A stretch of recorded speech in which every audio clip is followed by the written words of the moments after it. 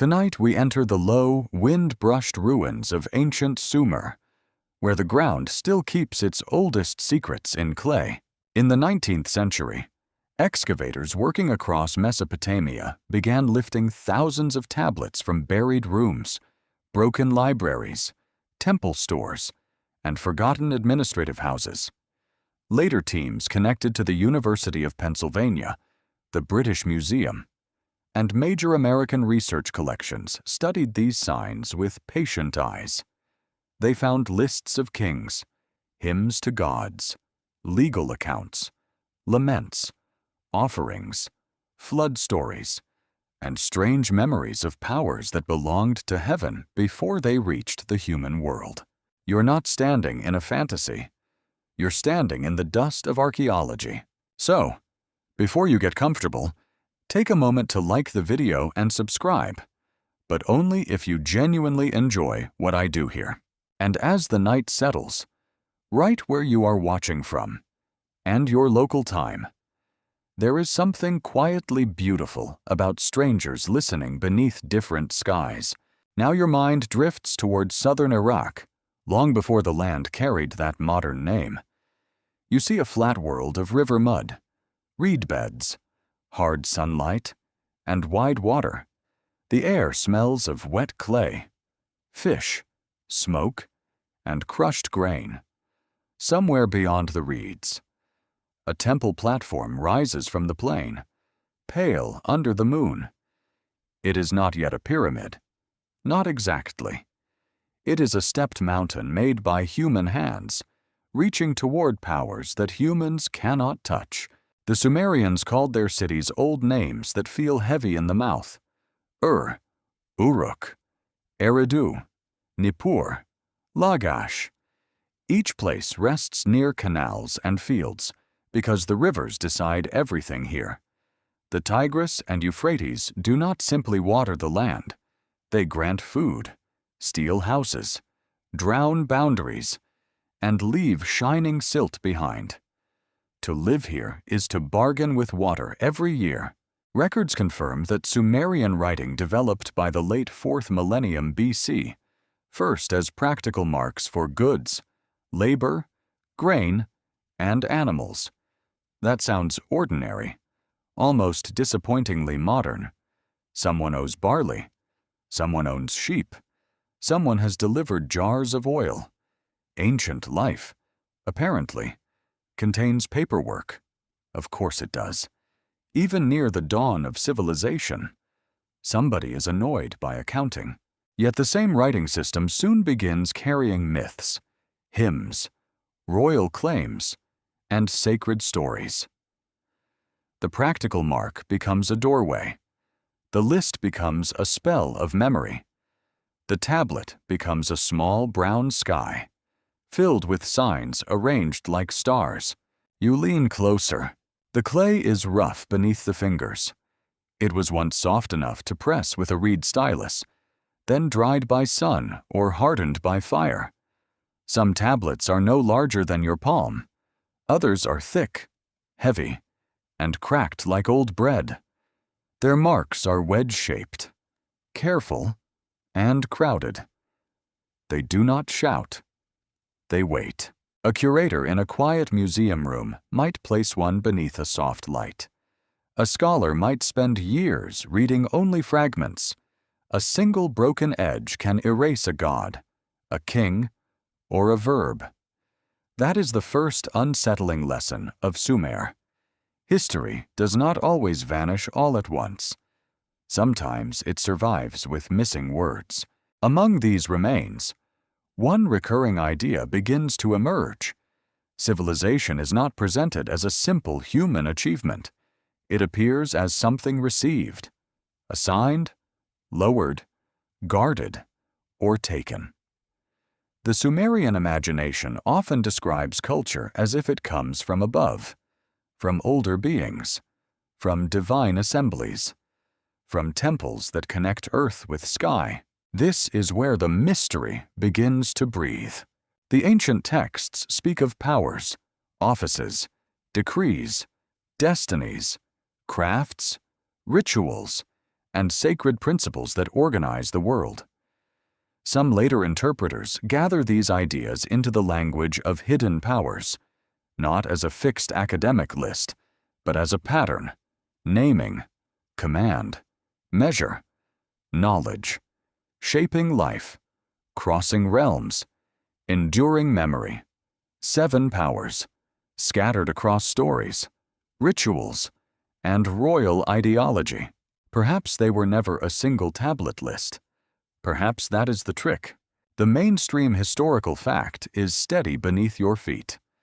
Sumerian civilization produced some of the earliest known writing: cities, temples, legal records, and complex bureaucracy. Scholars at institutions such as Yale and the University of Pennsylvania have spent generations preserving and studying the tablets. They do not need mystery to make Sumer important. The evidence is already astonishing. Still, the clay invites stranger questions. In one quirky fringe tidbit, some modern writers claim the tablets preserve memories of beings who engineered humanity and stripped away higher abilities. Serious historians do not accept that as proven history. Yet the idea persists because the Sumerian stories themselves often speak in the language of creation, service, divine possession, and lost access. That is enough to keep the candle burning in the corner. You can almost hear a scribe breathing in a dim room. His reed stylus taps softly against damp clay. Outside, sandals scrape over packed earth. A donkey cries somewhere near a gate. Inside, the signs gather into order. The scribe does not imagine himself inventing truth. He copies what has been handed down. That phrase matters. Handed down. In the ancient Near East, knowledge often carries authority because it is old. A song is powerful because ancestors sang it. A law is weighty because kings claim the gods approved it. A temple plan matters because the heavens are thought to reflect it. You begin to sense a society where age itself becomes evidence. Modern scholars still debate how literally these myths should be read. Some view them as theology, explaining the relationship between gods and cities. Others emphasize politics, seeing divine stories as a way to justify kingship, labor, and hierarchy. A few researchers focus on memory, asking whether myth preserves distant social changes in symbolic form. The debate remains open, quiet, and very human. You stand between those possibilities. The sun lowers over the ancient plain. Heat leaves the walls slowly. The mud brick still remembers the day. In a temple courtyard, priests move like pale shapes. They bring offerings, pour liquid, murmur names, and count goods. Nothing here separates religion from administration as neatly as a modern person might prefer. The sacred and the practical share the same rooms. That may be the second lesson. The powers taken from humanity, in this telling, are not lightning bolts or comic book abilities. They are deeper and colder than that. They are access, authority, memory, the right to name the world, the right to command others, the right to measure sacred space, the right to know guarded things, the right to shape life with divine approval, the right to cross boundaries between visible and invisible realms, the right to make truth endure. You feel the quiet weight of that idea. What if the oldest records are not saying that humanity was weak, but that humanity was unfinished? What if people were given enough skill to build canals, write accounts, raise temples, and serve the gods, but not enough authority to own the full design? It is possible that Sumerian myth remembers a world where humans work inside a system they did not create. That thought is not loud. It is slower than thunder. You watch the river darken. The reeds turn black against a violet sky. A temple torch flutters in the evening air, smelling of oil and smoke. Somewhere in the settlement, a child sleeps beside a woven mat. Somewhere else, a scribe wraps a tablet and sets it aside. He cannot know that thousands of years later, you will be listening for the fear hidden between his signs, because the tablets do not simply reveal what Sumerians believed. They reveal what they feared losing. They feared famine. They feared flood. They feared angry gods. They feared forgotten rituals. They feared that the city might fall out of alignment with heaven. Most of all, perhaps, they feared that order itself could be withdrawn, not destroyed in rage, removed with calm authority. That is far more unsettling. A loud catastrophe leaves ruins. A withdrawn power leaves confusion. People keep living, farming, marrying, arguing, aging, and counting jars of grain. Yet something essential has moved beyond reach. The door remains visible, but the hand no longer opens it. In this first layer of dust, the 7 powers are only shadows. They appear as hints in the way Sumer speaks about the world. Humanity is capable, clever, stubborn, and wonderfully inconvenient. Humanity builds cities from mud and calls them eternal. Humanity writes names into clay and hopes the future will listen. But above the human city stands another order. The gods possess the decrees. Kings receive authority. Priests guard knowledge. Scribes preserve memory. The ordinary person works, prays, sleeps, and looks toward the temple wall. Perhaps this is only the structure of an ancient society. Perhaps it is myth arranging power into sacred language. Perhaps it is something older, remembered in fragments because the complete record broke before anyone could save it. The night deepens over Sumer. You're left with clay, silence, and 7 faint impressions where missing powers may have been. Not answers.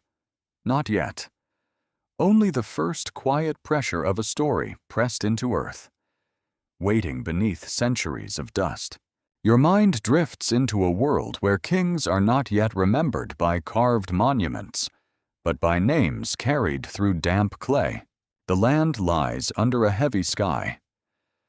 Dawn rises slowly over the southern plain, not with romance, but with heat, insects, and the thin cries of waterbirds. Canals glimmer between fields of barley. Reed houses lean together near the riverbank. Boats move with quiet effort, their hulls brushing through brown water. Every sound feels old, as if the earth is speaking in its sleep.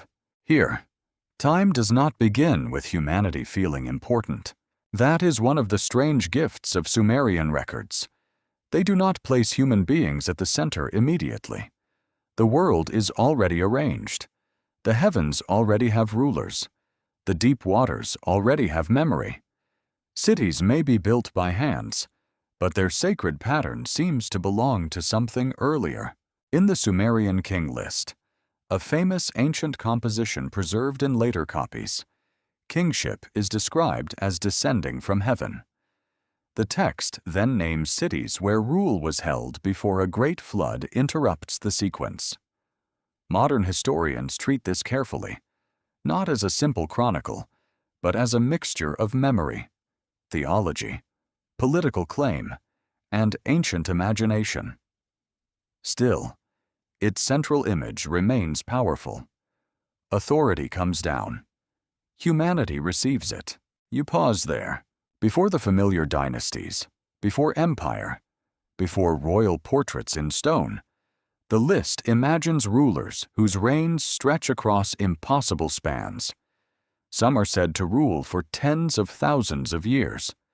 That is not normal accounting, even for ancient bureaucracy. And Sumerian accountants were not exactly relaxed people. They could count sheep with impressive emotional seriousness. The exaggerated reigns belong to a mythical horizon, yet they are not meaningless. They tell you that early kingship was imagined as older than ordinary human life. Rule was not merely practical, it was cosmic.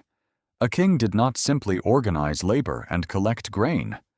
He stood inside a structure that linked earth to heaven. This is where the hidden timeline begins to open. Long before recorded history, in a time no human witness could properly preserve, the stories suggest a world governed by divine order. The gods decide destinies. Cities belong to patron deities. Sacred offices exist before the people who fill them. Human beings enter the scene already surrounded by obligations. It is possible that such stories helped early cities explain why anyone should obey rulers, priests, and temple administrators. That is the sober view, and it deserves respect. A society that gathers thousands of people into one city needs more than walls and canals. It needs a story. It needs a reason for labor. It needs a sky large enough to cover inequality. Yet the myths also carry a deeper atmosphere. You hear it in the flood-shadowed lists, where civilization feels interrupted rather than invented. Something existed. Then waters came. Something was restored, but not entirely. The old order returned in altered form. Kingship descends again. But the world after disaster is not the same as the world before it. Records from Mesopotamia preserve several flood traditions, including versions that later became part of wider ancient Near Eastern storytelling. The scholarly fact is clear enough. Flood memory mattered deeply in this region because river systems could nourish and devastate in equal measure.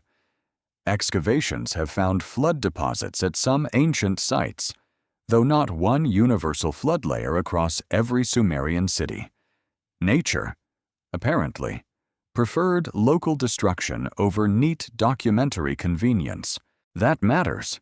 The debate among researchers remains open regarding how these flood stories connect to real events, collective memory, and religious symbolism. Some scholars emphasize actual river floods remembered across generations. Others see literary tradition, where water becomes a tool for imagining cosmic reset. A third approach asks whether social collapse and environmental stress became stories of divine judgment. You stand inside that uncertainty as the river wind moves around you. The air smells of silt and animal dung. Smoke rises from low hearths. A woman grinds grain with steady movements beside a doorway. Men repair a canal bank, pressing mud into place with tired hands. Children chase each other between reed fences. None of them can afford to live in pure mythology.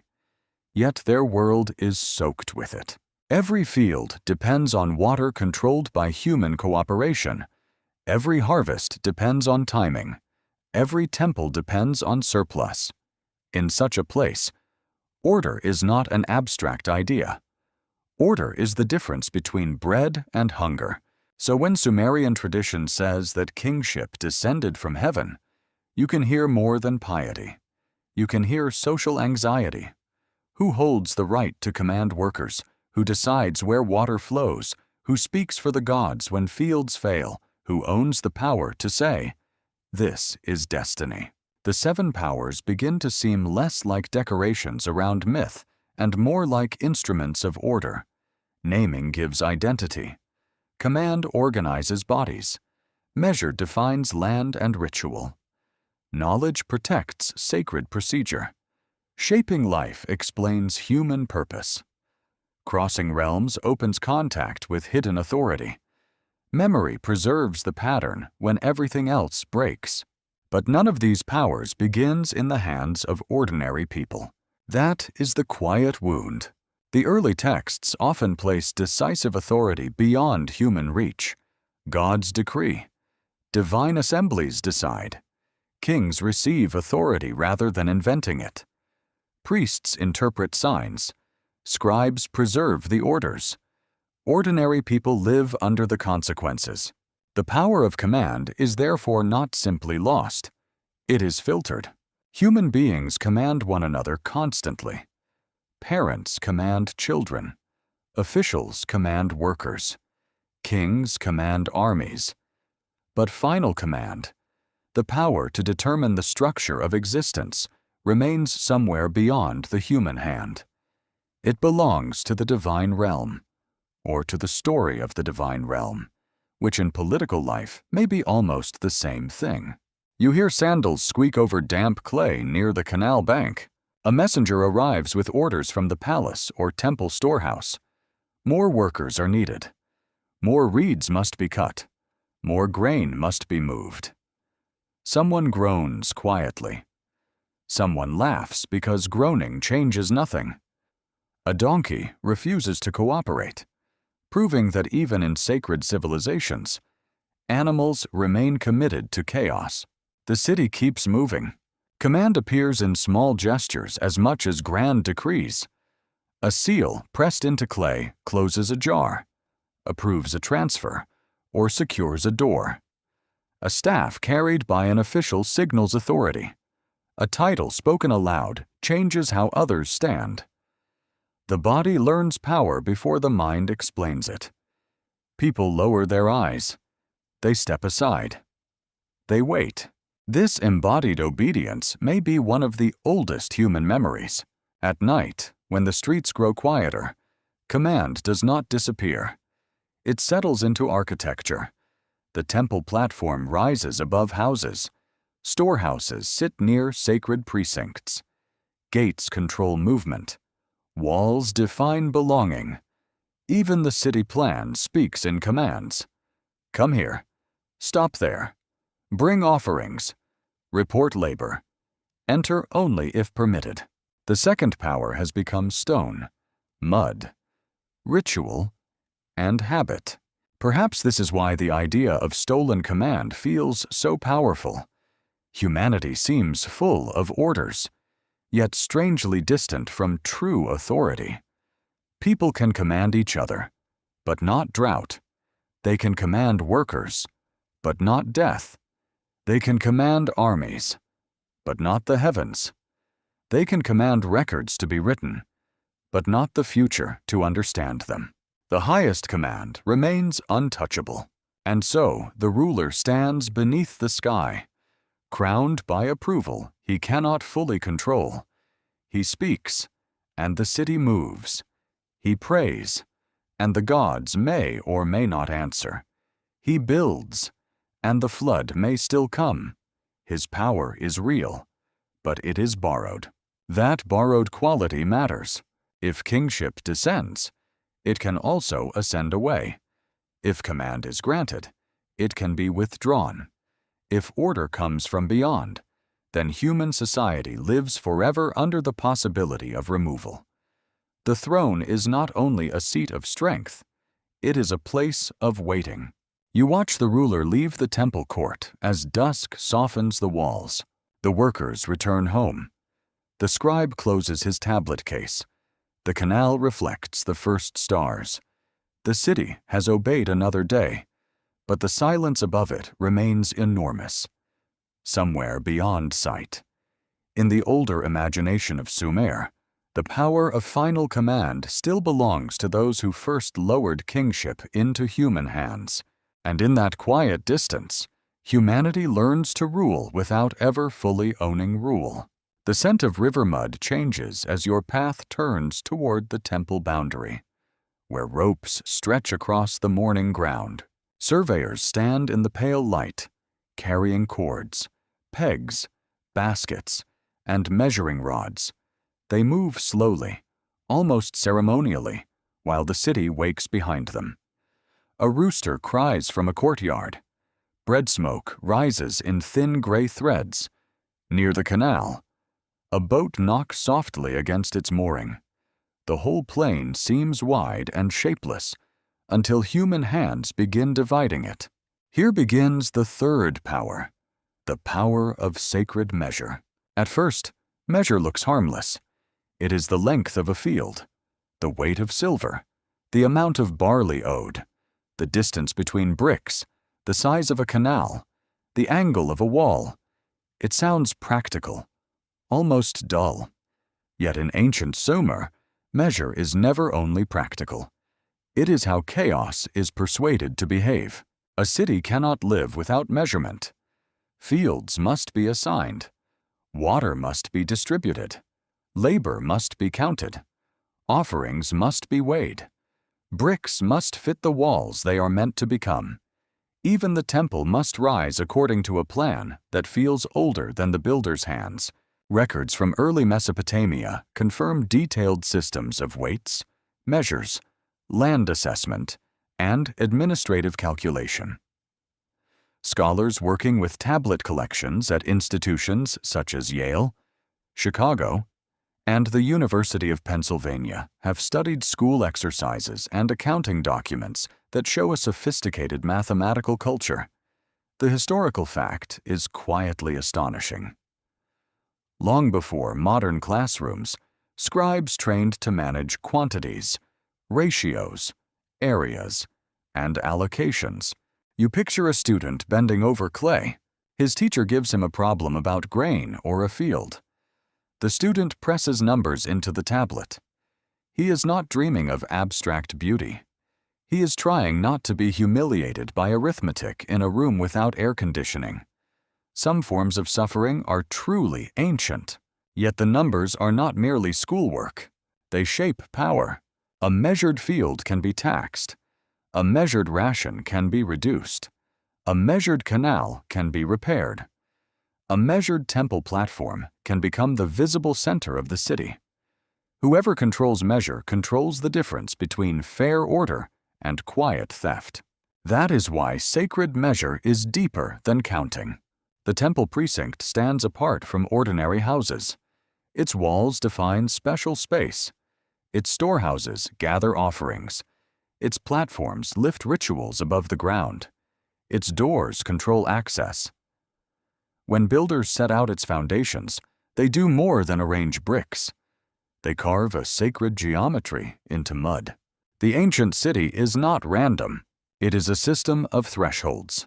Street to courtyard, courtyard to temple gate, gate to inner room, field to canal, canal to river, city wall to outer plain.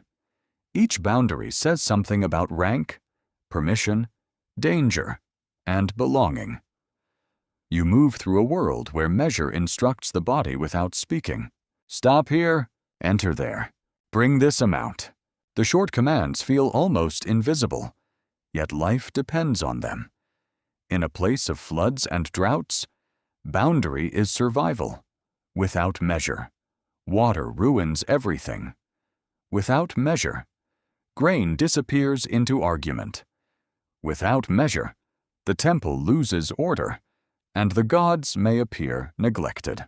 The power becomes cosmic because human order reflects divine order.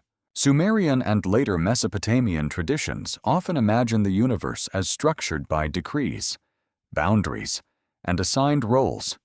The heavens, earth, waters, cities, temples, offices, and destinies fit into a pattern. Even when the myths speak poetically, they preserve a strong belief that existence is arranged. Things belong in proper places. This is where the hidden loss appears.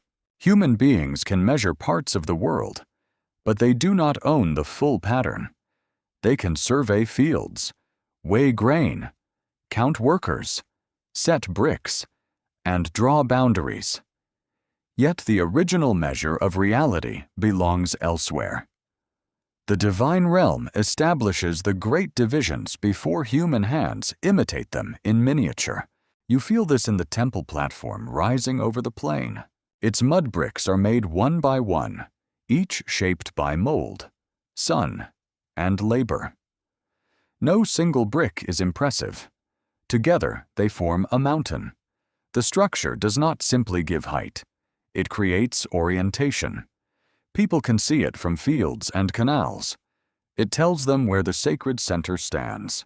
A quirky fringe tidbit attaches itself to these old measurements. Some modern enthusiasts claim ancient Mesopotamian temple plans encode lost astronomical knowledge or hidden energy systems. Professional archaeologists treat such claims cautiously and usually reject the more extravagant versions. Still, it remains true that temples were aligned, named, measured, and ritually charged with meaning. Ancient builders did not think they were merely stacking mud. The open scholarly debate concerns how much symbolic meaning was built into early Mesopotamian urban design.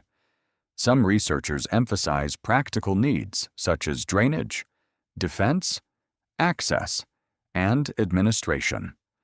Others study cosmology, asking whether temple layouts and city boundaries reflected sacred ideas about heaven, earth, and divine residence.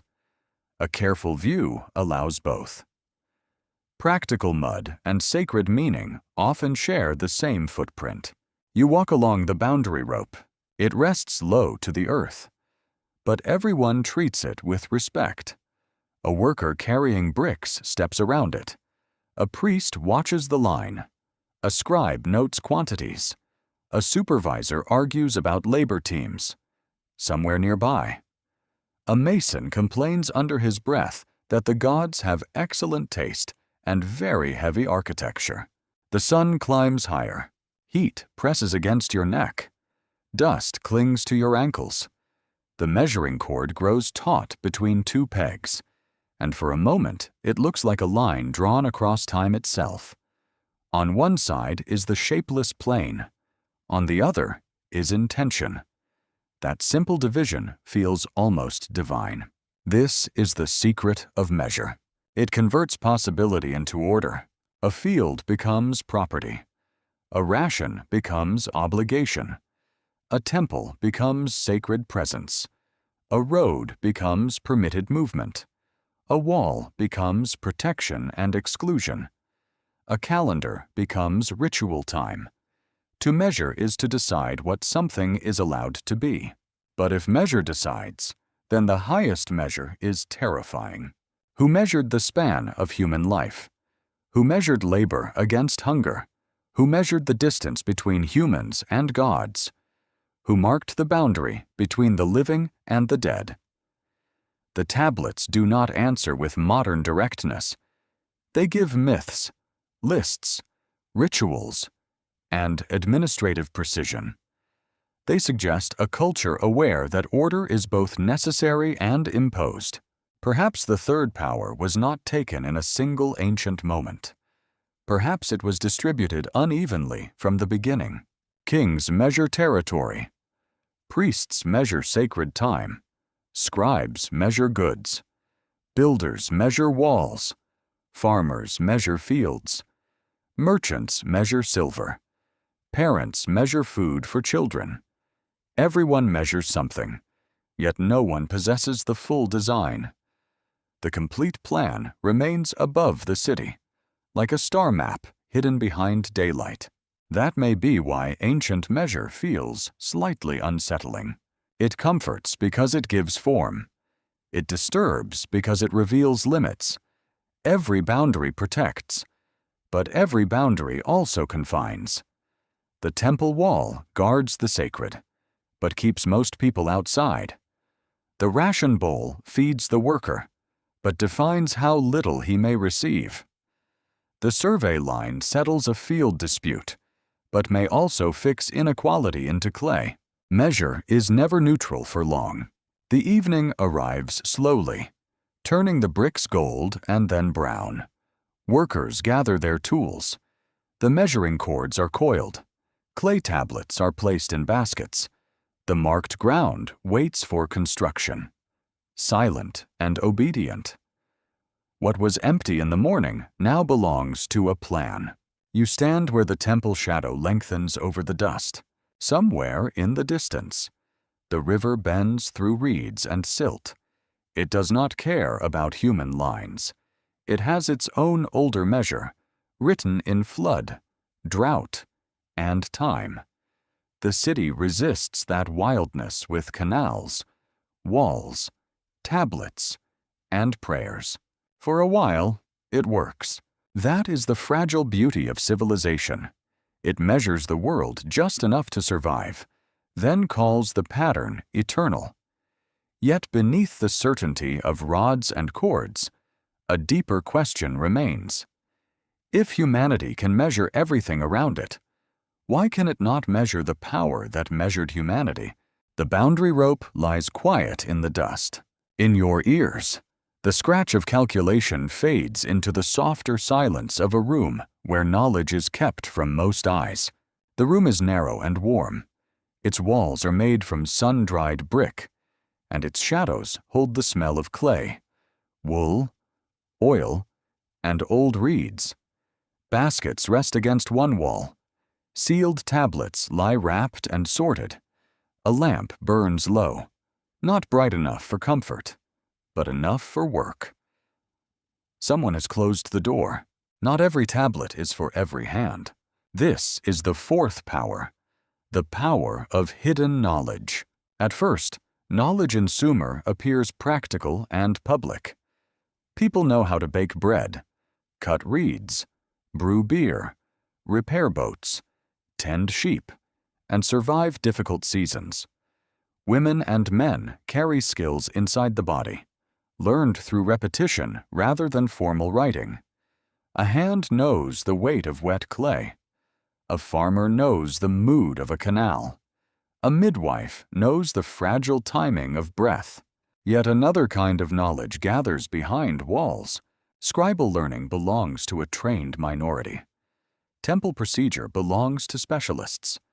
Divination belongs to readers of signs. Royal archives belong to institutions. Hymns, myths, lists, legal formulas, omens, rituals, and accounts do not drift freely through the streets. They are copied, guarded, taught, corrected, and stored. Knowledge becomes a house with doors. Ancient Mesopotamian school tablets show that scribes learned through disciplined copying. Lexical lists, model contracts, proverbs, mathematics, and literary compositions. Research collections in major universities and museums preserve thousands of such tablets, revealing an education system that shaped administrators and scholars. The mainstream fact is clear. Literacy gave certain people a rare and powerful place within the city. You imagine a young apprentice seated on the floor. His knees ache. His hands are dusty. He repeats signs beneath his breath while his instructor watches for errors. A wrong wedge may earn correction, and perhaps not the gentle kind. The ancient classroom was probably not a spa for personal growth. It was a furnace where memory, obedience, and precision were hardened together. The student learns lists of words, but also learns rank. He learns which gods receive which titles. He learns how goods are recorded. He learns how contracts are shaped. He learns how a ruler's deeds are praised. He learns how the city speaks when it wants to sound eternal. By learning signs, he enters a narrow passage between ordinary life and institutional power. That passage is the heart of hidden knowledge. The tablet can remember what the crowd forgets. It can preserve obligations after witnesses die. It can carry a royal boast into distant generations. It can keep a ritual formula exact. It can make the invisible visible, at least to those trained to read it. To be unable to read is not merely to lack a skill. It is to stand outside a sealed world. You can still hear announcements. You can still obey officials. You can still bring offerings and pay debts. But the deeper machinery moves behind signs you cannot enter. The city becomes partly transparent to the literate and partly opaque to everyone else. There is something tender and troubling in that. Knowledge protects civilization. Without trained scribes, records decay into rumor. Without ritual specialists, sacred performance may fail. Without technical knowledge, canals collapse and storehouses become chaos. Yet the same knowledge also concentrates authority. Those who can read the system can manage those who cannot. A sealed tablet tells this story quietly. Clay is folded around a document, marked with a seal, and closed. The outside may identify the contents, but the full text rests hidden inside. To break the casing is to enter a controlled truth. Even the object seems to whisper that knowledge has layers. Surface, mark, seal, interior, secret. In Sumerian and later Mesopotamian imagination, the gods possess ultimate knowledge of destinies, decrees, and cosmic order. Human specialists may receive fragments through dreams, omens, ritual tradition, and inherited teaching, but full knowledge remains beyond reach. The gods know the whole design. Humans copy portions of it, badly or beautifully, depending on the day. The open scholarly debate turns on the role of secrecy in early Mesopotamian religion and administration. Some historians emphasize practical specialization, where trained scribes simply managed complex institutions. Others examine restricted ritual knowledge, asking how temples controlled sacred authority. A further view studies elite culture, where learning itself became a mark of social distinction. Each approach opens one door, then leaves another closed. You move deeper into the archive. The floor feels cool now. The lamp smoke curls upward, blackening the ceiling. On a low shelf, tablets are grouped by purpose: accounts, offerings, names, hymns, legal matters. Perhaps a literary text copied by a student who disliked his teacher but respected the assignment. A faint humor survives even in clay. Some school tablets preserve proverbs, complaints, and exercises that reveal young scribes as very human. They worry about discipline, hunger, status, and success. One can almost see the bored student pressing a sign too hard, longing for food, fresh air, or any world not made of lists. Hidden knowledge may be sacred, but learning it still involves sore fingers.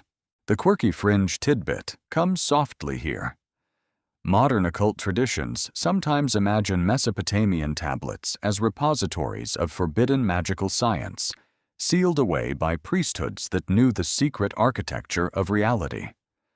Historical evidence does not support such grand certainty. Yet it is true that ancient ritual texts, incantations, and omen traditions reveal a world where specialized knowledge was believed to influence danger, illness, protection, and divine favor. That is enough mystery for the night. A priest may know the correct purification. A diviner may inspect signs in oil, smoke, stars, or the body of a sacrificed animal. A scribe may preserve the formula. A king may consult the learned before action. The ordinary person may only wait for the expert to speak. Here, the fourth power feels sharply divided. Humanity still has intelligence, craft, and memory, but hidden knowledge is not evenly shared. It is drawn upward into temples, palaces, archives, and schools. It becomes surrounded by training, permission, and secrecy. The city depends on it, yet most people never touch its center. Perhaps that is the wound beneath the wisdom. The ancient stories do not say that humans were made stupid. They say something subtler. Humans were given enough knowledge to serve, build, count, sing, and endure. But the knowledge of final reasons, divine intentions, cosmic limits, and hidden destinies belonged elsewhere. It remained with gods, great houses, and those who claimed authorized access. You feel the weight of that arrangement in the closed room. Outside, the city breathes in ordinary rhythms. Bread is broken. Beer is poured. Children are called inside. Animals settle near walls. A woman knots a cord around a jar. A man washes dust from his feet. Life continues without needing to read every tablet. But inside the archive, another life is being preserved. It is slower, quieter, and more dangerous. It is the life of official memory, the life of formulas, the life of names held in order, the life of decisions that can outlast the people they affect. Clay does not blink. Clay does not soften because someone weeps. Hidden knowledge is powerful because it survives emotion. The lamp burns lower. A scribe sets aside a tablet and presses a seal into damp clay. The impression appears complete, deliberate, and final. The seal image is small, but it carries authority. It says that someone had the right to close this knowledge, and someone else must have the right to open it. You stand before that sealed thing and feel the old question rise. Who still possesses what humanity cannot fully know? The gods, in the ancient telling. The priests, in ritual practice. The scribes, in written culture. The rulers, in political design. Perhaps also the dead, who have crossed beyond the visible city and taken their secrets into silence. The archive does not answer directly. It only waits, lined with tablets, breathing dust and memory into the dark. The room of sealed knowledge gives way to a colder thought, and your hand seems to touch the edge of human beginning. The air changes around you.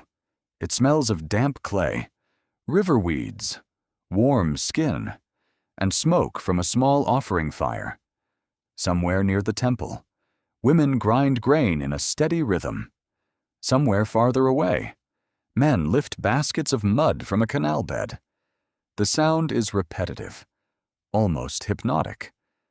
Lift, carry, empty, return. Human life appears as labor before it appears as glory.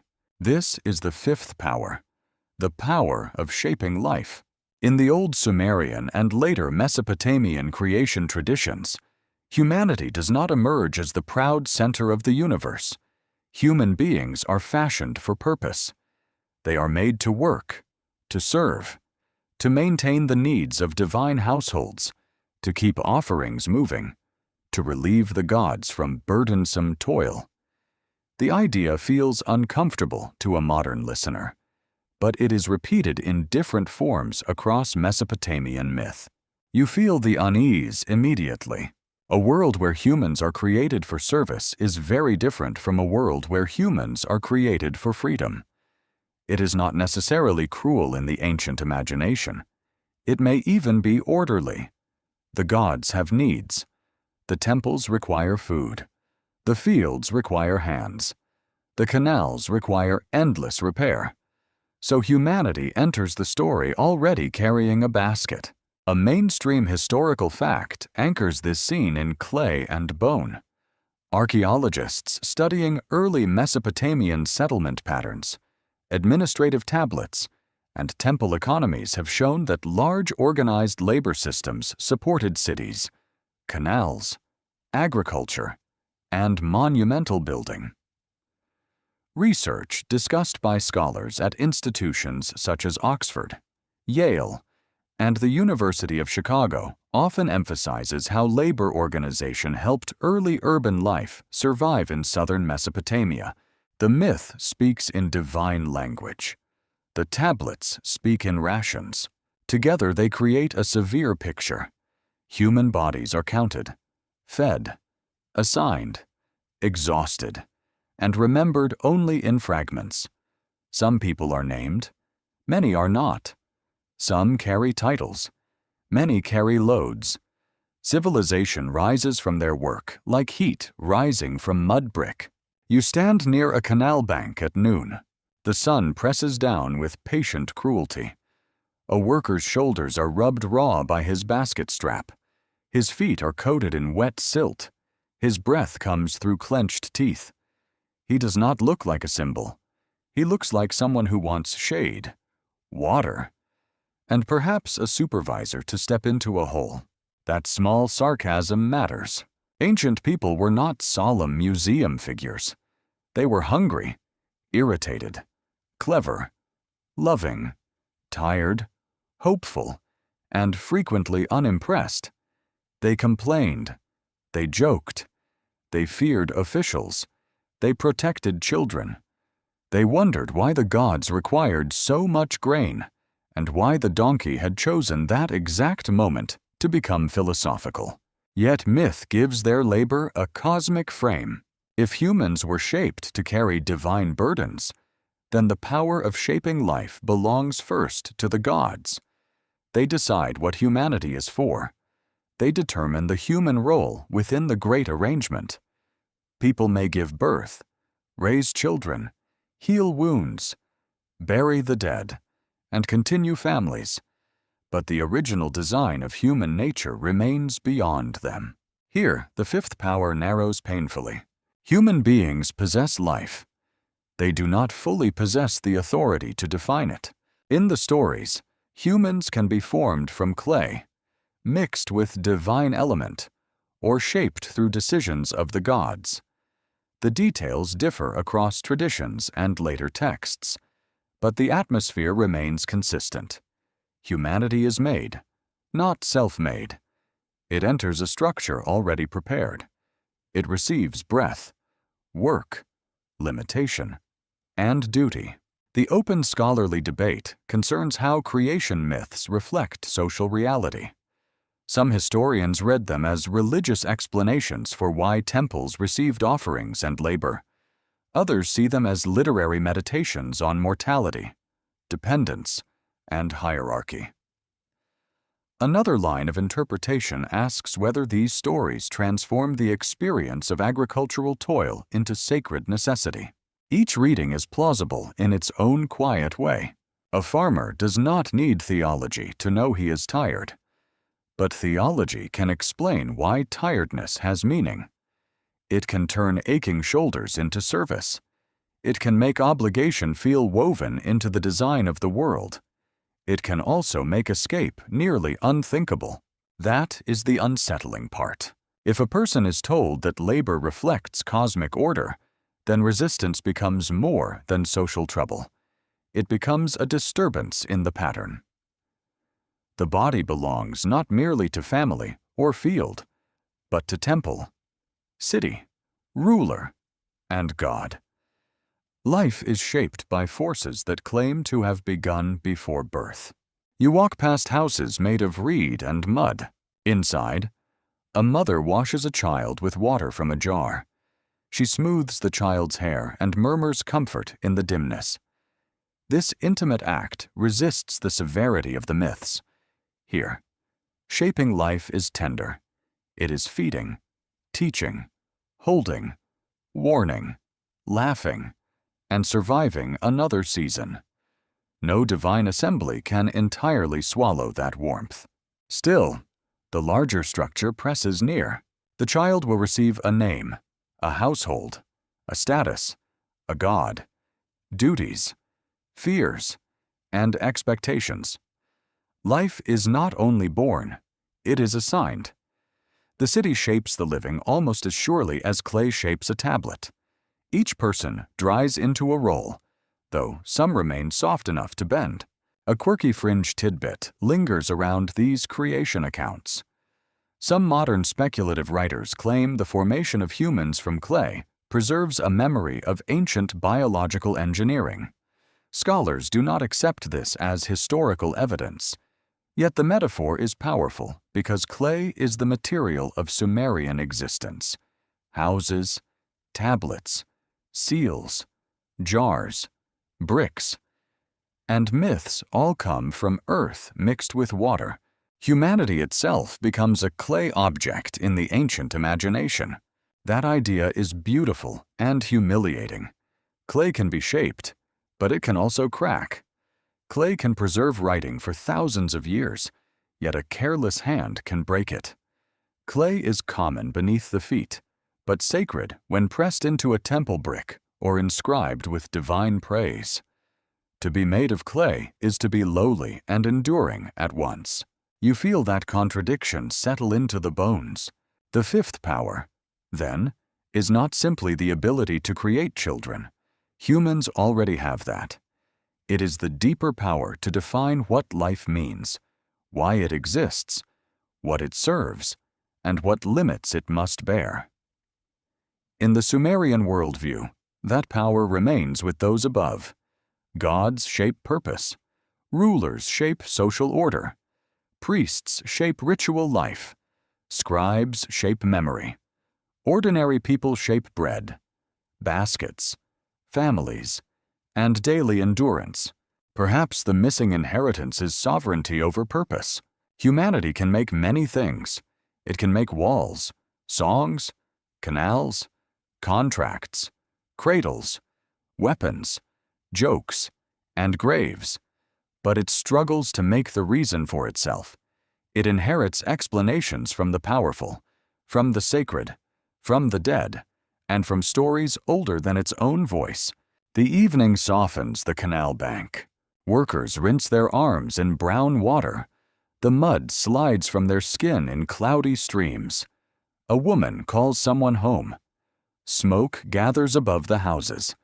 The temple platform stands high in the fading light, receiving the day's last gold as if it has earned it. Below, the people move slowly, carrying the ache of creation in their muscles. You notice something gentle within the burden. If humans are shaped from earth, they also belong to earth. They are not strangers here.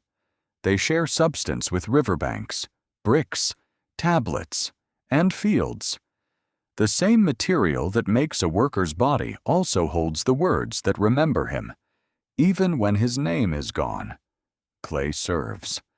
But clay endures. This may be the quiet rebellion hidden inside the myth. The gods shape humanity for service, but humanity shapes the world in return. It digs the canals. It builds the temple. It feeds the gods through offerings. It writes the hymns that praise them. It preserves the very stories that explain its own limitation. Without human hands, divine order has no clay record. The shaped become shapers, not completely, not freely, not without cost, but enough to leave marks. As night settles over Sumer, the fields darken into one breathing plain. The tools lie quiet. The baskets are stacked. The day's rations have been counted. Somewhere, a child sleeps against a mother's side, still unmeasured by duty for a little while longer. And in that small, sleeping body, the oldest question remains, warm. Was humanity made only to serve, or also to remember that it was shaped from the same earth that holds the secrets of the gods? A faint chill rises from the river as the city lights grow smaller, and your path turns toward the unseen roads. The visible world does not end at the wall. That is what the old stories keep suggesting. Beyond the houses, beyond the canals, beyond the fields where frogs sing in the dark, there are other thresholds: dream, omen, sickness, death, temple trance, divine message, underworld passage. Sumer does not imagine reality as flat and sealed. It imagines layers. This is the sixth power, the power of crossing realms. You stand beneath a night sky that feels crowded with attention. Stars burn over the plain like small watchfires. A dog whines near a doorway. A reed mat rustles in the wind. Somewhere, someone has woken from a dream and is afraid to speak too loudly, because dreams may not be empty. In ancient Mesopotamia, dreams could matter. Omens could matter.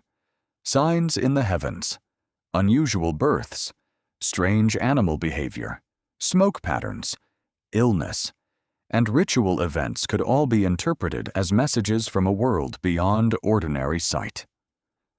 Later, Mesopotamian scholarship became famous for vast omen collections. But the roots of sign reading lie deep in the region's older religious imagination. The mainstream fact is clear. Ancient Mesopotamian cultures developed complex systems for interpreting divine signs and unseen influences. That does not mean everyone crossed realms equally. Most people encountered the unseen through fear, prayer, illness, burial, and dream. Specialists interpreted signs. Priests performed rituals. Kings sought divine confirmation before dangerous decisions. The dead passed into a shadowed condition that the living could not freely enter. Gods and divine messengers moved across boundaries more easily than humans ever could. The power of crossing remained carefully unequal. You hear a sleeper murmur behind a reed wall. His dream has carried him somewhere strange. Perhaps he saw a dead relative standing near water. Perhaps a god spoke from a doorway. Perhaps he saw a temple cracked under red light. At dawn, he may tell someone who knows how to listen, or he may keep silent, which is sometimes the oldest form of wisdom. Dreams are little gates. They open without permission, then close without explanation. They make the poor man briefly royal, the child briefly ancient, the dead briefly present. No wonder ancient people treated them seriously. Night can bring nonsense, certainly. It can also bring the kind of image that remains under the skin all day. The sixth power is not simply travel. It is authorized passage. To cross realms is to move between the human world and the divine, between waking and dream, between life and death, between city and wilderness, between ritual purity and danger. It is to know the road, survive the threshold, and return with meaning. Ordinary humans may stumble near these passages. Certain beings possess them. The gods cross naturally. Divine messengers cross by office. The dead cross once, unwillingly or inevitably. Ritual experts cross through procedure. Kings claim contact through dreams, omens, and divine favor. The rest of humanity waits at the edge, listening for interpretation. That edge is everywhere. It is in the doorway of a temple, where only some may enter deeply. It is in the grave, where offerings pass toward the dead, but the living cannot follow and return by choice. It is in the sick room, where illness may be understood as physical suffering and spiritual disturbance. It is in the night sky, where the stars seem to write in a script too high for most eyes. A quirky fringe tidbit gathers around this ancient atmosphere. Some modern writers imagine Sumerian priests as travelers between dimensions, using ritual to open literal portals. Historical evidence does not prove anything so dramatic. Yet the ancient worldview certainly allowed contact between visible and invisible orders. To them, the boundary was not imaginary. It was real, but difficult. The debate among scholars concerns how ancient Mesopotamians understood omens and divine communication in daily life. Some researchers emphasize formal scholarly traditions, especially later omen series used by royal courts.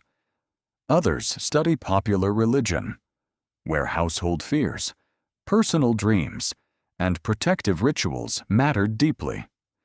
Another view sees these practices as ways to manage uncertainty in a dangerous environment. That last idea feels very human. When rivers flood without pity, when children sicken quickly, when armies approach, when crops fail. The mind searches for pattern.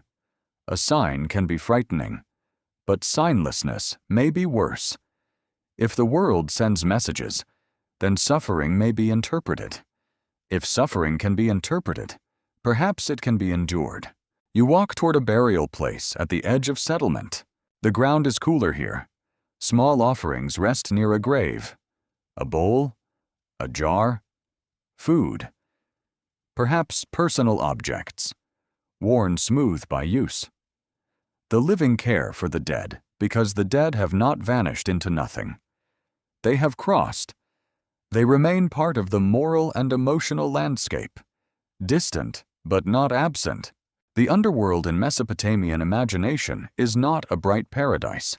It is often shadowed, dusty, diminished, and solemn. The dead exist below, removed from sunlight and ordinary joy. That belief gives burial practices a quiet urgency. The dead must be remembered, fed through offerings, and kept within relationship. Neglected dead can become troubling presences. Death is the realm no one ignores.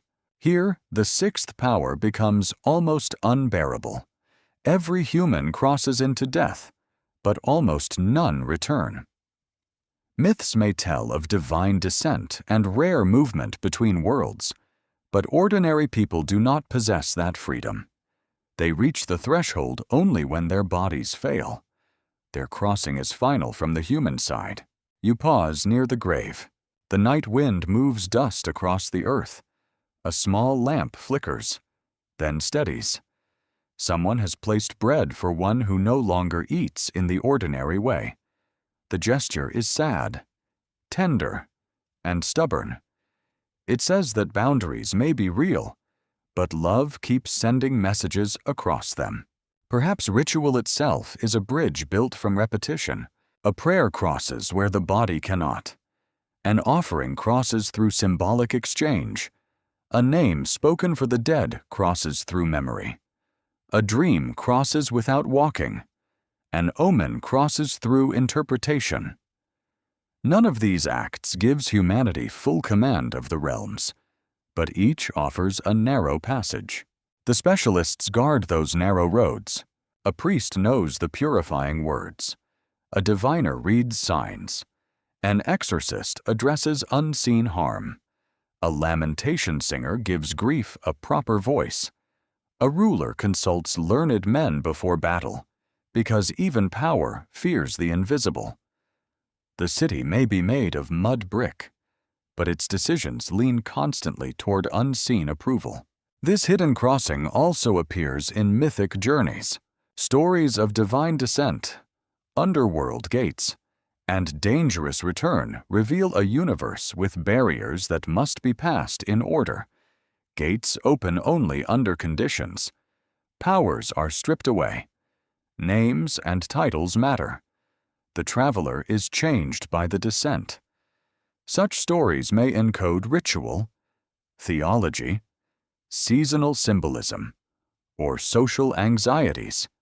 They also speak to a very old human fear. What lies beyond the last door? You feel that door in the dark. The sixth power may have been taken from humanity in the sense that people cannot freely move through the deepest layers of reality. They can dream, pray, die, and interpret.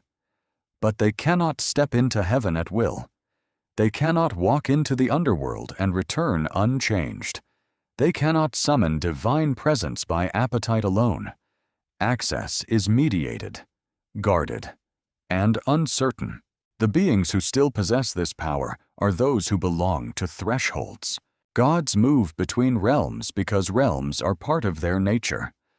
Certain mythic messengers cross because they carry authority. Priests approach through ritual.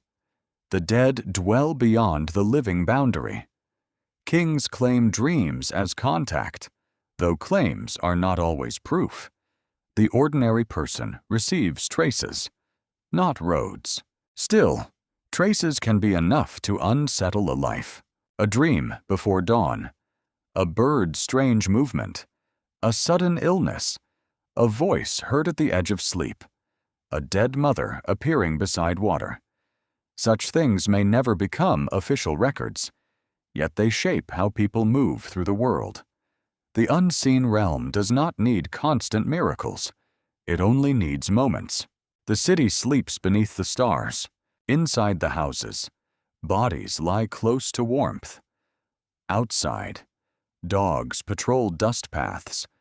The temple rises in darkness, its upper edges touched by moonlight. It looks less like a building now and more like a stairway someone forgot to finish. That unfinished shape feels appropriate. Humanity always builds upward, but never quite arrives.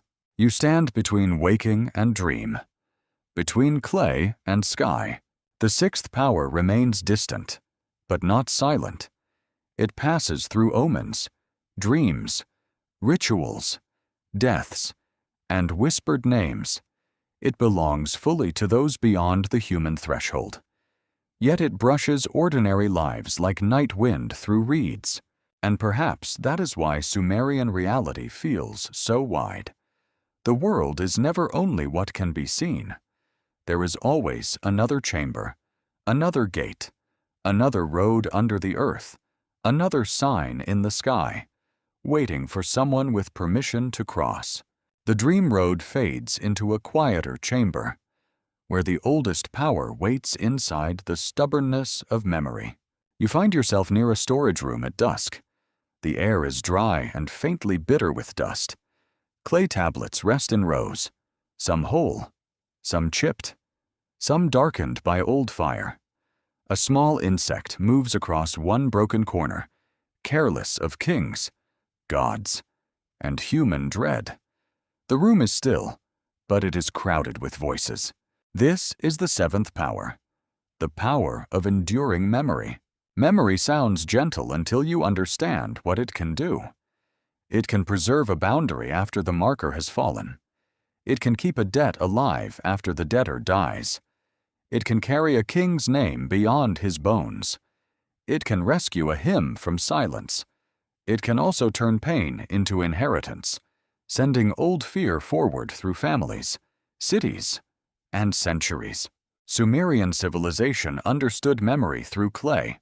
The mainstream historical fact is simple and immense. Because clay tablets can survive fire, burial, collapse, and accidental preservation, thousands of Mesopotamian texts remain available to modern scholars. Collections studied at Yale, Harvard, Chicago, and the University of Pennsylvania show administrative, literary, legal, mathematical, and religious memory preserved across vast stretches of time. Papyrus rots easily. Clay waits with unusual patience. That patience feels almost supernatural. A tablet written for a warehouse may outlive the warehouse, the scribe, the king, the city, and the language spoken in the streets. A student exercise may survive longer than an empire. A list of sheep may become a treasure of world history, which is funny in a very dry academic way. The sheep would probably not be impressed. Yet the miracle is real. Memory in Sumer is not only personal, it is institutional. It is stored, copied, taught, sealed, recited, cataloged, and carried into new political worlds. The city remembers through tablets. The temple remembers through ritual. The palace remembers through inscriptions. Families remember through names and graves. Myths remember through repetition. Each form fights disappearance. You can sense the fear behind the fight. Floods come. Walls fall. Reeds burn. Kings are replaced. Enemies steal statues. Languages change. Children forget what grandparents knew. The world removes things with calm efficiency. Against that removal, Sumer presses words into mud. It is a strange bargain. Clay begins as low earth, wet and common, trampled beneath feet. Then a hand shapes it. A reed marks it. The sun dries it, and time begins to behave differently around it. Human breath vanishes in a moment. Clay can hold a sentence for 4,000 years. The humble thing becomes a vessel against oblivion. Still, memory is never equal. Some people are remembered in names, titles, and praise. Others appear as numbers, rations, occupations, or anonymous labor. Kings receive grand inscriptions. Workers receive barley allocations. Priests receive sacred offices. Captives may receive only a mark in an account. The archive preserves humanity, but not evenly. Memory has favorites. That is the quiet cruelty of records.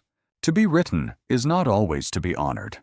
Sometimes it means you owed something. Sometimes it means you were counted among goods. Sometimes it means your labor was extracted with impressive administrative confidence. Ancient bureaucracy had a long reach and very little bedtime warmth. Yet even these cold records restore presence. A woman receiving wool, a brewer delivering beer, a shepherd accounting for animals, a field worker receiving grain. Each appears briefly, like a face glimpsed through dust. The record was not made for their glory, but it keeps them from complete silence. Accidental memory is still memory. The seventh power therefore carries both mercy and danger. Whoever controls memory controls the shape of the past. A king can describe himself as chosen, victorious, just, and beloved. A defeated rival may vanish from official lines. A temple may preserve its rights by preserving old grants. A family may claim inheritance through remembered names. Memory can protect truth, but it can also polish power until it shines too brightly. The open scholarly debate concerns how ancient Mesopotamian texts should be read as historical sources. Some scholars treat administrative tablets as reliable windows into economic life. Others warn that royal inscriptions exaggerate success and hide failure. Literary specialists study myth as symbolic memory, not plain report. The careful listener must hear all these voices without forcing them into one answer. The clay remembers, but it does not always confess. You walk along the shelves. Your fingers hover above tablets you do not touch. A broken line may contain a god's name. A missing corner may have carried a date. A damaged surface may hide the difference between tribute and offering, victory and desire. Memory survives, but wounded. This is why fragments feel so haunting. They offer enough to awaken curiosity, not enough to end it. You see a phrase, you lose the ending. You read a name, the next sign is gone. You know a ritual existed, but not exactly how it sounded in the room. The past speaks like someone behind a wall, clear for a moment, then muffled again. A quirky fringe tidbit follows this power closely. Some modern seekers believe Sumerian tablets preserve deliberate secret histories of lost human abilities, hidden by priestly elites or later institutions. Professional historians see no evidence for a vast cover-up of that kind. Yet the emotional root of the idea is understandable. So much survives in fragments that the imagination naturally wonders what the missing clay once said. What was broken? What was burned? What was never copied? Those questions remain. The seventh power may be the most human of all, because humans live by memory even when they mistrust it. You remember a mother's voice, a debt unpaid, a grave visited, a name spoken in childhood, a story told beside smoke. Memory gives continuity to the self. Without it, each morning would arrive like a stranger, but enduring memory belongs to institutions more than individuals. A person forgets. A tablet remains. A family story fades. A temple archive preserves claims. A singer dies. A copied hymn continues. A worker's body returns to earth. A ration tablet records that he was fed, perhaps poorly, perhaps just enough. That small mark outlasts the hand that received the grain. There is tenderness here, but not comfort. The gods in ancient stories possess perfect or superior memory. They know decrees, destinies, violations, offerings, and forgotten obligations. Kings seek remembered fame. Priests maintain ritual continuity. Scribes become keepers of what must not vanish. Humanity as a whole depends on memory, yet much of the lasting version is held by specialists and power. So the seventh power was not removed completely. It was captured, shaped, and stored. Ordinary people remember through bodies and households. Institutions remember through clay. The gods remember through mythic omniscience. The dead remember nothing in a way the living can verify. Or perhaps they remember everything in silence. The result is a layered world where memory moves upward from private grief into public authority. You step outside as night settles over the city.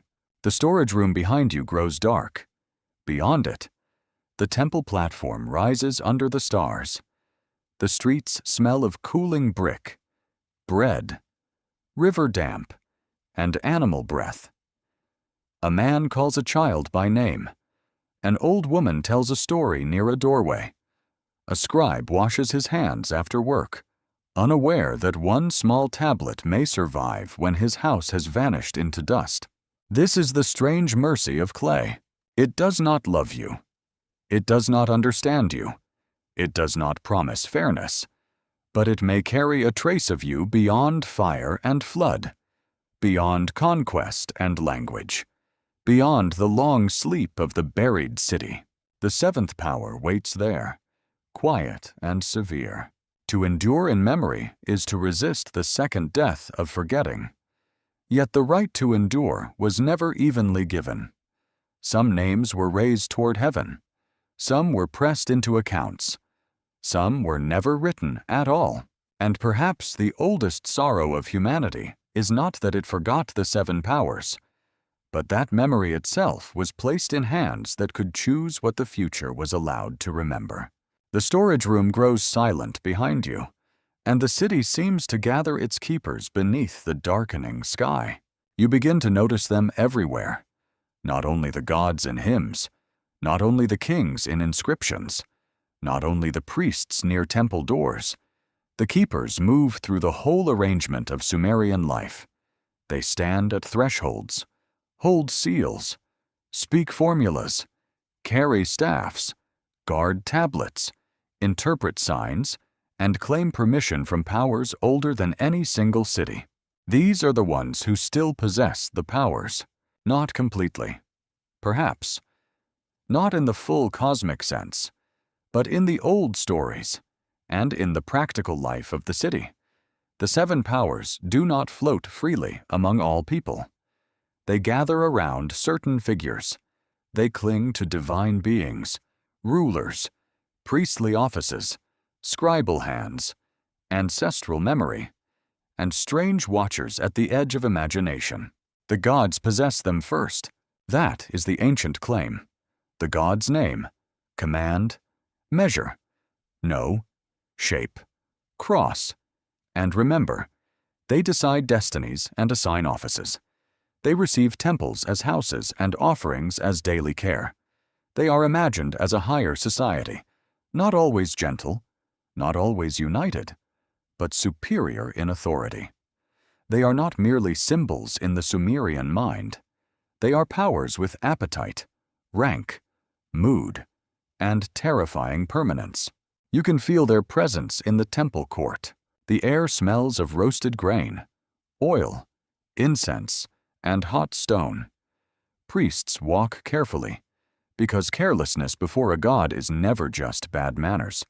Vessels are polished, bread is placed, water is poured, songs rise in measured tones. The god may be unseen within the shrine, but the entire city acts as if presence has weight. It does. A mainstream historical fact rests inside this sacred arrangement. Sumerian city-states centered much of their civic and religious life around patron deities and temple institutions. Archaeologists and historians at major universities have shown how temples functioned as religious, economic, and administrative centers, managing land, labor, offerings, and prestige. The god's house was also a storehouse, workplace, archive, and stage of authority. That combination is important. Sacred power and practical power were not neatly separated. The keeper of offerings also helped keep the grain system moving. The keeper of ritual also helped preserve civic order. The god's presence gave the institution moral gravity. Administration gave that presence a daily body. Then come the kings. The ruler does not own the powers by nature. He receives, borrows, performs, and displays them. He takes the power of command most visibly, but he also touches naming through inscriptions, measure through building works, knowledge through learned advisors, shaping through laws and labor, crossing through dreams and divine favor, memory through monuments. He is a vessel with a loud public voice. Yet even kings are careful in their claims. They may present themselves as beloved by a god, chosen by a god, appointed to restore order, or commanded to build. Such language protects them, but it also binds them. A king who claims divine favor must continue proving that favor through success, piety, justice, and survival. Nothing says awkward like a divinely chosen ruler losing a war. Ancient politics could be wonderfully unforgiving. You picture a ruler standing before a new temple wall. The bricks gleam damp in the sun. Workers wait nearby, exhausted and proud in equal measure. The ruler's inscription declares what he built and for whom. His name enters clay, but not alone. It is tied to the god, the city, the offering, the sacred duty. His power shines only because it reflects a higher light. Priests possess another portion. They guard ritual correctness. They know the gestures, timings, purifications, songs, offerings, prohibitions, and sacred arrangements that most people do not fully see. Their power is not always noisy. It is the authority of procedure. They know what must be done, and in what order. So the world does not tilt. There is something unsettling in that kind of knowledge. A warrior threatens with a weapon. A priest can threaten by saying the ritual has failed. A king commands bodies. A priest guards the relationship between body, city, and God. The difference is subtle, but ancient societies understood it well. Failure in the invisible world could explain disaster in the visible one. Scribes possess the powers in quieter form. Their hands control memory, naming, measure, and hidden knowledge. They write titles, accounts, laws, hymns, omens, letters, lists, and royal claims. They do not always stand at the top of the hierarchy, but they make hierarchy durable. Without scribes, power must keep speaking aloud. With scribes, power sits silently in clay and waits. That silence is very efficient. A sealed tablet does not tire. A copied list does not grow old. An archive does not need persuasion every morning. It simply exists, holding the official version of things. The scribe may look modest, seated with dusty knees and sore fingers, but he is one of civilization's quiet engines. The open scholarly debate concerns how much influence scribes and priests held independently from kings and temple authorities. Some researchers see them as servants of institutions. Others emphasize their specialized expertise, which gave them real power over interpretation and continuity. A balanced view suggests their authority changed by city, period, office, and political circumstance. The clay leaves room for nuance. A quirky fringe tidbit moves among these keepers like a shadow near a doorway. Some modern writers speak of watchers, hidden guardians, or semi-divine teachers who preserved powers denied to ordinary humanity. Academic evidence for such beings as literal history is absent. Yet Sumerian and Mesopotamian stories do include divine messengers, sages, culture bringers, and beings who move between human and divine orders. The imagination did not invent thresholds from nothing. You sense those threshold figures at the city's edge. A messenger arrives dusty from another city. A diviner studies signs before a journey. A lamentation singer prepares words for grief. An old woman remembers family names that no archive holds. A craftsman knows a technique learned from his father's father. Not all keepers are official. Some powers survive in humble custody. That matters deeply. The 7 powers are not locked in one palace. They are distributed through society, but always unequally. The gods hold the highest form. Kings hold public command. Priests hold ritual access. Scribes hold written memory. Diviners hold interpreted signs. Ancestors hold identity through descent. Artisans hold embodied knowledge. Mothers and grandmothers hold the first names children ever hear. The hidden order is wider than bureaucracy. Still, the official keepers dominate the record. Clay favors institutions because institutions make clay records. Temples write, palaces write, schools write, storehouses write. The poor speak, sing, curse, bargain, and remember. But their voices rarely harden into permanent form unless some official reason requires it. So the future hears the powerful most clearly. This may be the deepest trick in the question of who still possesses the powers. It is not only about supernatural beings. It is about access. Who gets to define names? Who commands labor? Who measures land? Who keeps knowledge hidden? Who shapes the meaning of life? Who interprets crossings? Who decides what is remembered? In Sumer, the answer is layered. The gods sit at the summit of imagination. Kings stand beneath them with borrowed thunder. Priests maintain the dangerous bridge. Scribes preserve the bridge in signs. Officials manage its flow through grain, labor, and seal impressions. Ordinary people touch the powers in daily life, but usually in smaller, fragile, less protected ways. You feel the city cooling around you. The temple lamps begin to glow. A seal cutter wipes dust from his tool. A priest disappears into an inner court. A scribe places tablets into a basket. A ruler's name dries on a fresh inscription. Near a doorway, a child repeats a story told by someone too old to work the fields now. The keepers are all there. Some are grand. Some are tired. Some are human enough to complain about dinner. Yet each holds a fragment of what humanity once imagines as whole.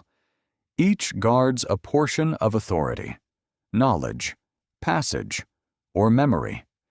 Each stands between the ordinary person and the deeper system that explains the world. And above them all, the gods remain unseen, possessing the powers in their oldest and most complete form. Whether they are read as divine reality, sacred metaphor, political language, or the dream of a city seeking order, they still rule the structure of the story. They still hold the first names, the final commands, the hidden measures, and the memory that does not decay. The night settles gently over the temple walls. You understand now that the powers were not simply taken and lost. They were concentrated. They were placed in guarded hands. They were turned into offices, rituals, archives, and claims of divine permission. And somewhere in that concentration, the ordinary human being learned to live beneath powers it could feel, serve, imitate, and fear, but never fully possess. The keepers fade into their stations, and a larger pattern begins to show itself beneath the city's sleeping streets. At first, the 7 powers seemed scattered. A name here, a command there, a measurement at a temple boundary, a secret in an archive, a creation story near the canal, a dream beside a grave, a memory pressed into clay. Yet now, they begin to resemble parts of one hidden system. Not a machine in the modern sense, something older, a sacred structure. You walk through the city as night lowers its blue weight over the walls. The ground is cool under your feet. Smoke from cooking fires lingers low in the alleys. A goat shifts in its pen. Somewhere, a pot cracks softly in the heat of a dying hearth. Nothing appears grand, and yet every ordinary thing is held inside an invisible arrangement. This is the system behind the loss. The ancient city works by separating powers, then assigning them upward. The gods hold the full order. Kings receive public authority. Priests guard ritual access. Scribes preserve memory and technical knowledge. Officials distribute labor and rations. Families transmit names and obligations. Workers carry the weight of the whole design in their bodies. The pattern is not accidental. A mainstream historical fact gives this system its solid ground. Early Mesopotamian cities were organized through temples, palaces, households, and administrative networks that managed land, labor, offerings, craft production, and exchange. Researchers at institutions such as Oxford, Yale, and the University of Chicago have described these cities as complex urban societies where religion, economy, and political authority were deeply intertwined. That sounds neat on paper. On the ground, it smells like sweat, grain, and river mud. A worker receives a ration because a field produced barley. The field produced barley because canals were maintained. The canals were maintained because labor was commanded. Labor was commanded because authority was recognized. Authority was recognized because sacred stories made it meaningful. Sacred stories survived because scribes copied them. Scribes copied them because institutions trained them. The system feeds itself. You can follow the circle slowly. Naming creates identity. Command moves bodies. Measure organizes space and goods. Hidden knowledge controls procedure. Shaping life explains human purpose.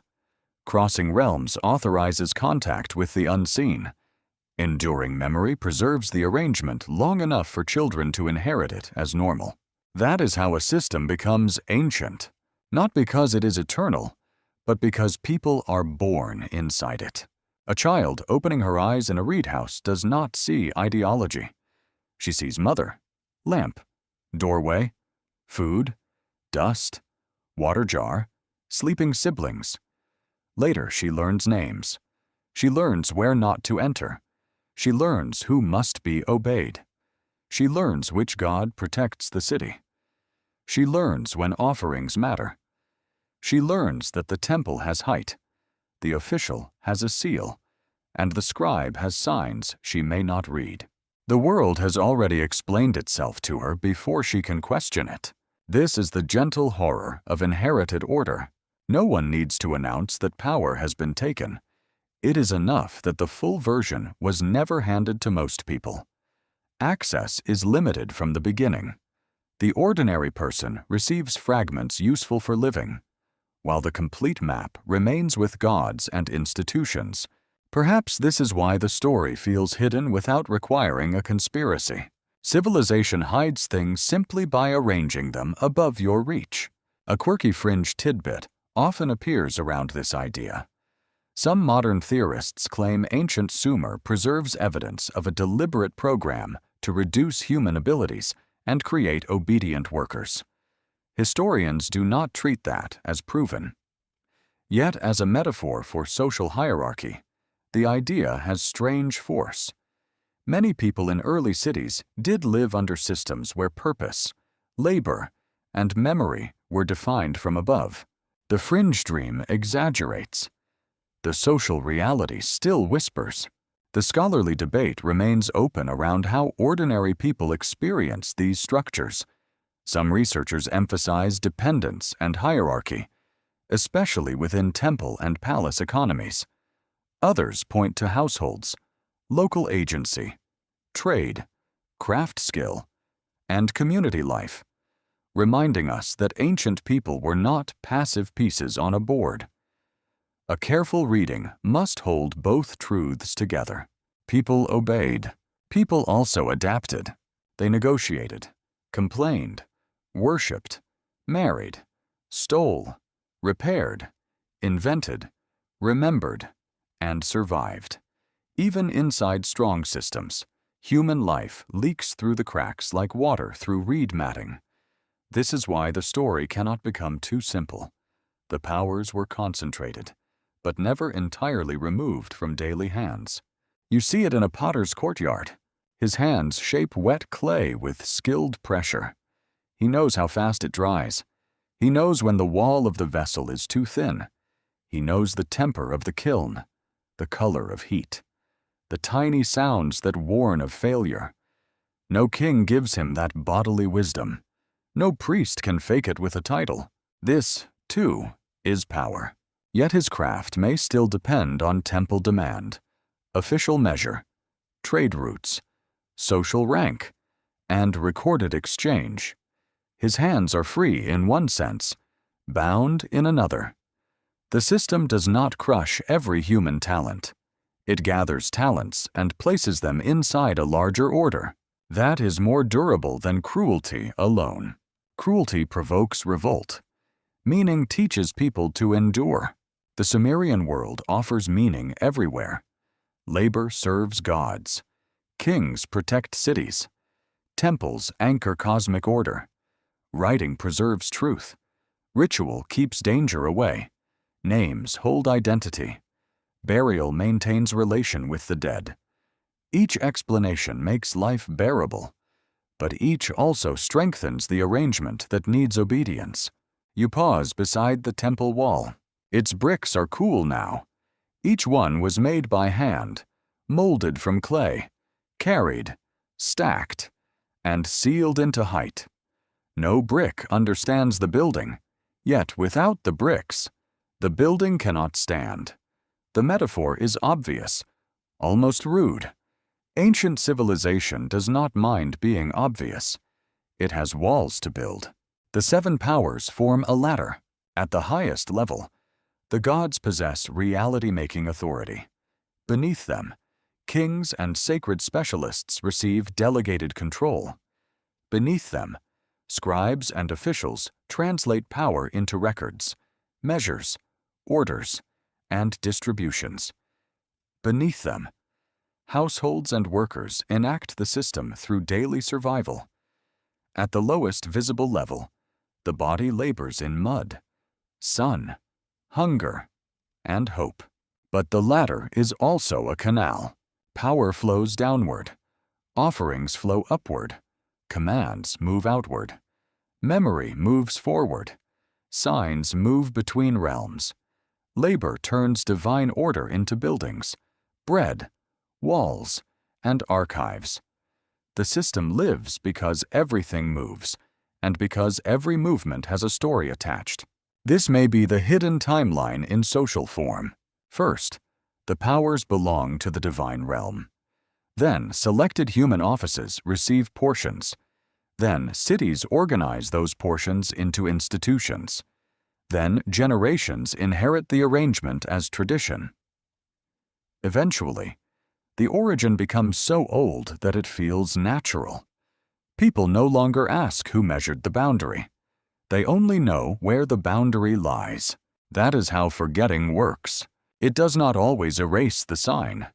Sometimes it preserves the sign, but erases the reason.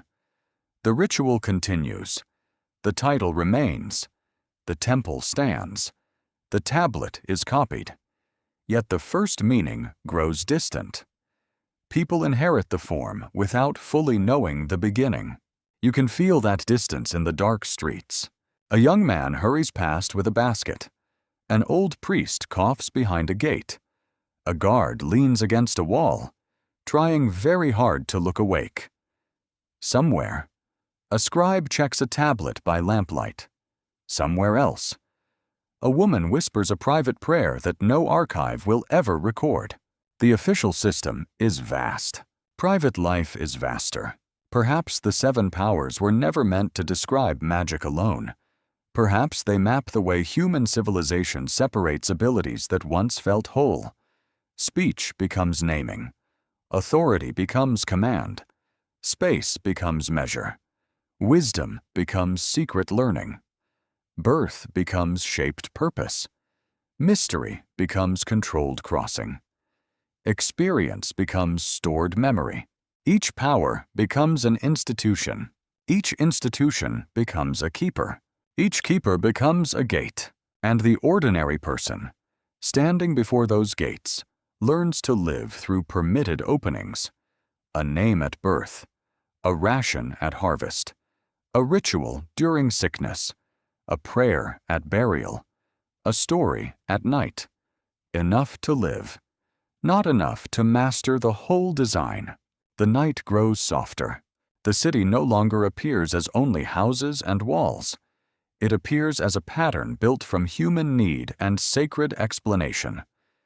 This pattern is impressive, protective, and troubling. It organizes chaos. It also teaches people to accept unequal access to the deepest powers of their world. And there, beneath the sleepy rhythm of sandals, goats, lamps, and river wind, the system behind the loss reveals itself. Humanity did not simply misplace the powers. Humanity built a civilization around their absence, then learned to call the absence order. The pattern does not remain inside one city, because rivers carry more than water through the old lands. They carry stories. They carry scribes, captives, traders, priests, soldiers, songs, seals, and habits of command. They carry ways of measuring fields, praising kings, reading omens, naming gods, burying fear, and storing memory. Long after Sumer's earliest city-states change, weaken, and vanish into other powers, the system continues moving like silt under the surface. You follow it northward and outward. The landscape shifts, but the old pulse remains.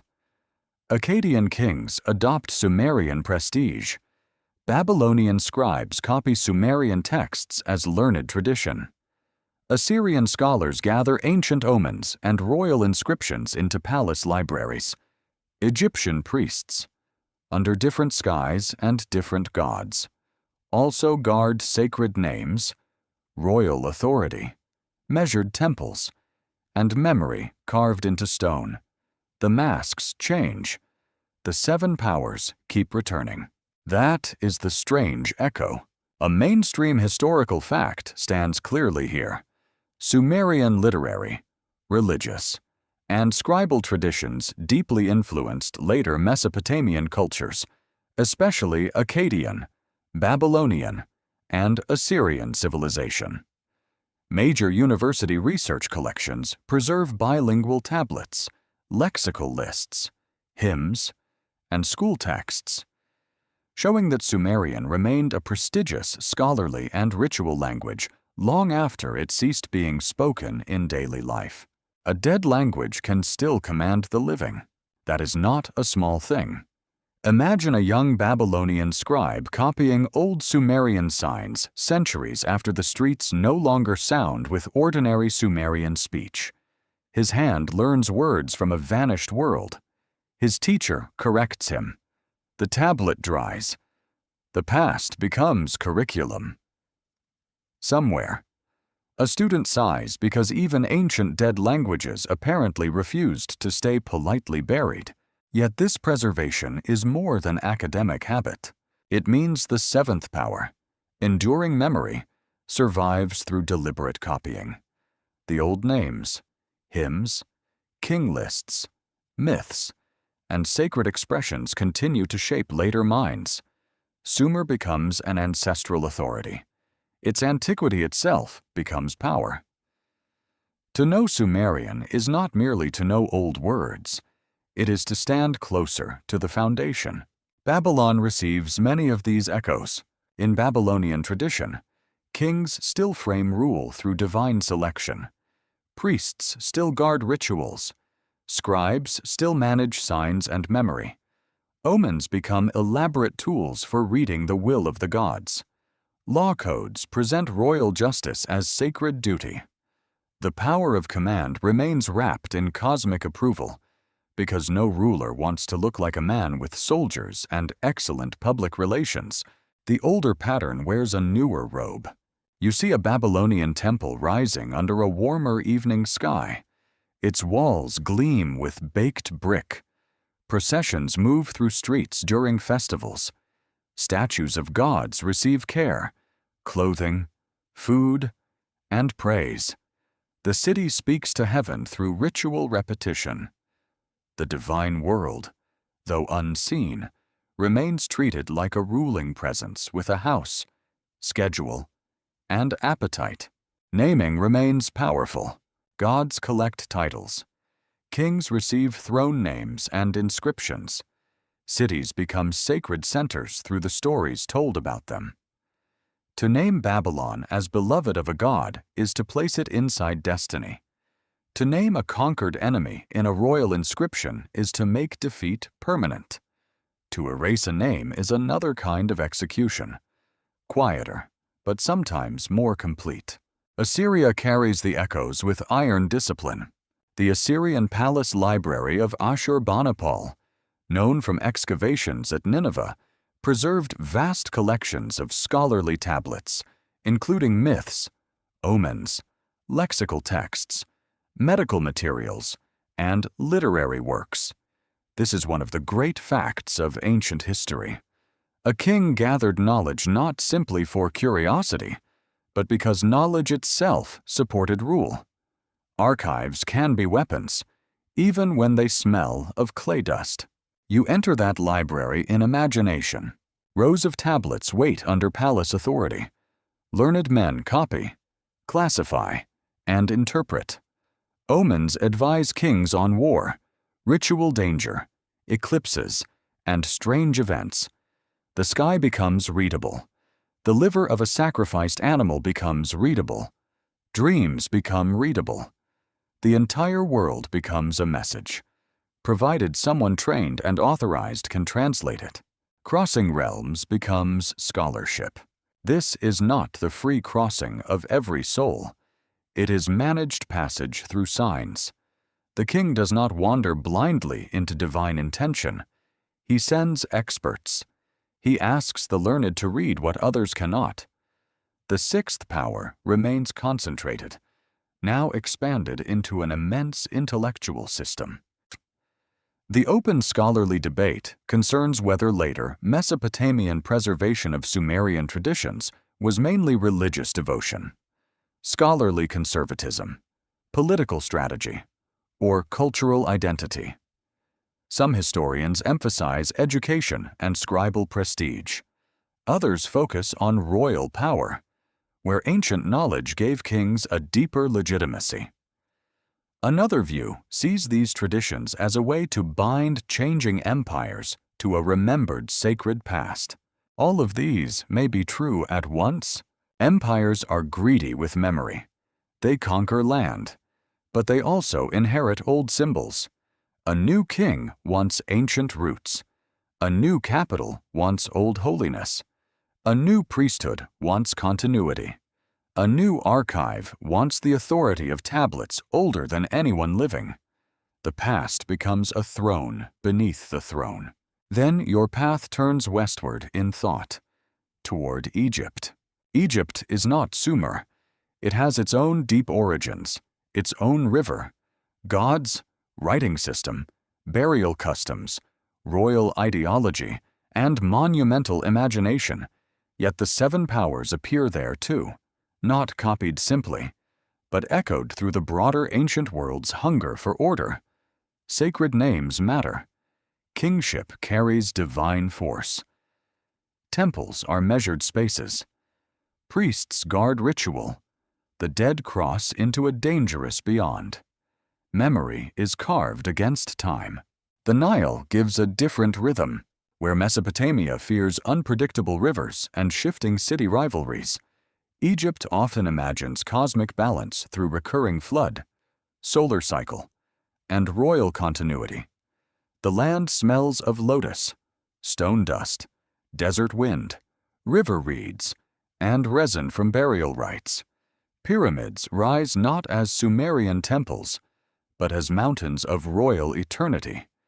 Different shape, similar longing. Measure becomes majestic in Egypt. Fields are surveyed after floods. Temples align with sacred landscapes. Tombs are built according to beliefs about body, soul, stars, and afterlife. The king's body becomes a political and cosmic center. Memory is not pressed only into clay. It is carved in stone, painted on walls, wrapped in linen, sealed in chambers, and aimed toward forever. A quirky fringe tidbit drifts in here.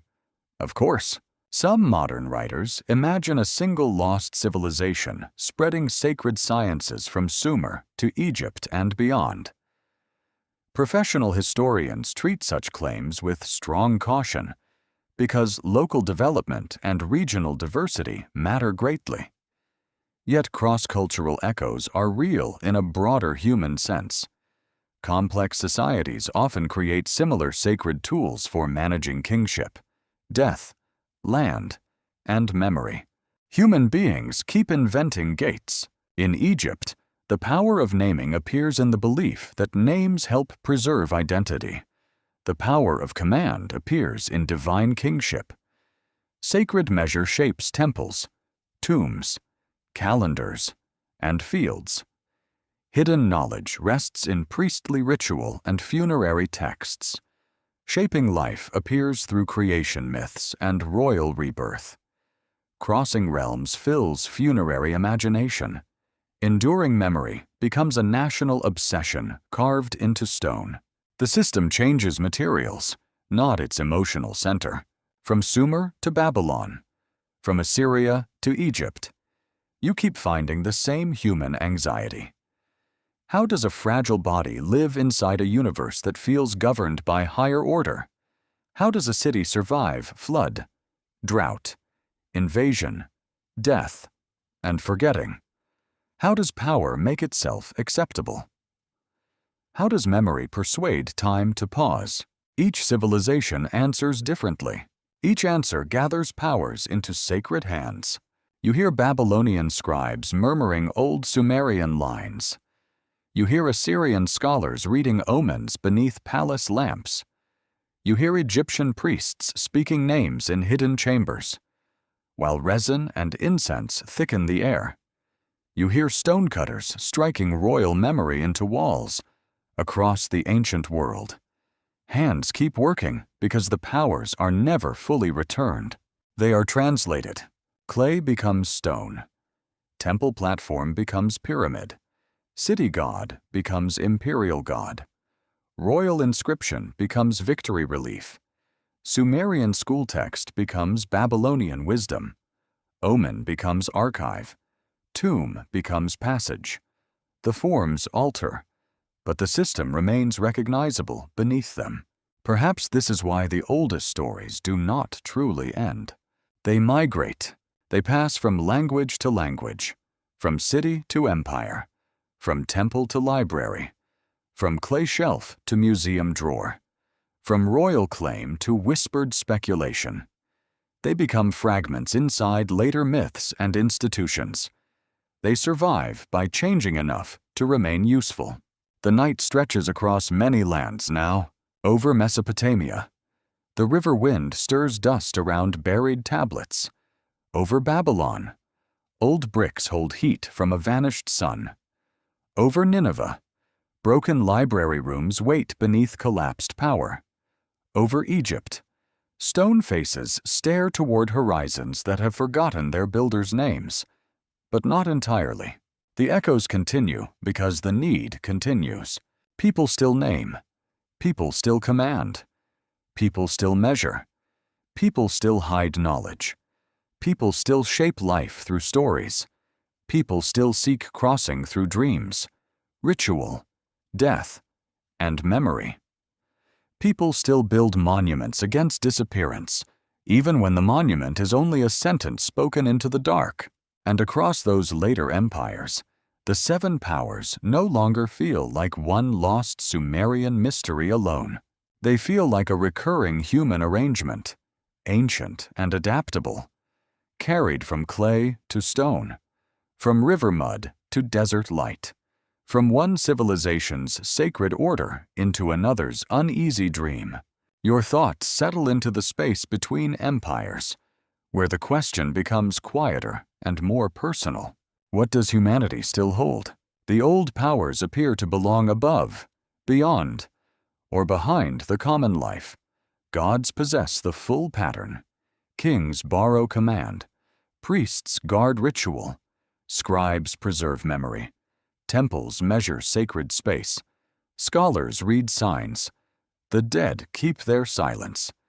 Yet, if you listen carefully, beneath the grand architecture of authority, smaller fragments remain in ordinary hands. They have never entirely vanished. You hear them first in language. A mother names her child in a dim room smelling of milk, smoke, and woven reeds. She does not command the universe, but she gives one life its first human shape. The name may honor an ancestor, a god, a hope, or a private grief. It may be spoken softly before it is ever written. It may never enter an archive. Still, it matters. That is a surviving fragment of the first power. Naming remains with people, though not in its final divine form. You name your children, your dead, your fears, your tools, your dreams, and even the moods that pass through you at night. A thing unnamed can feel shapeless. A thing named becomes bearable, or at least close enough to touch. Humans may not own the secret names of destiny, but they still name the rooms of experience. That is not nothing.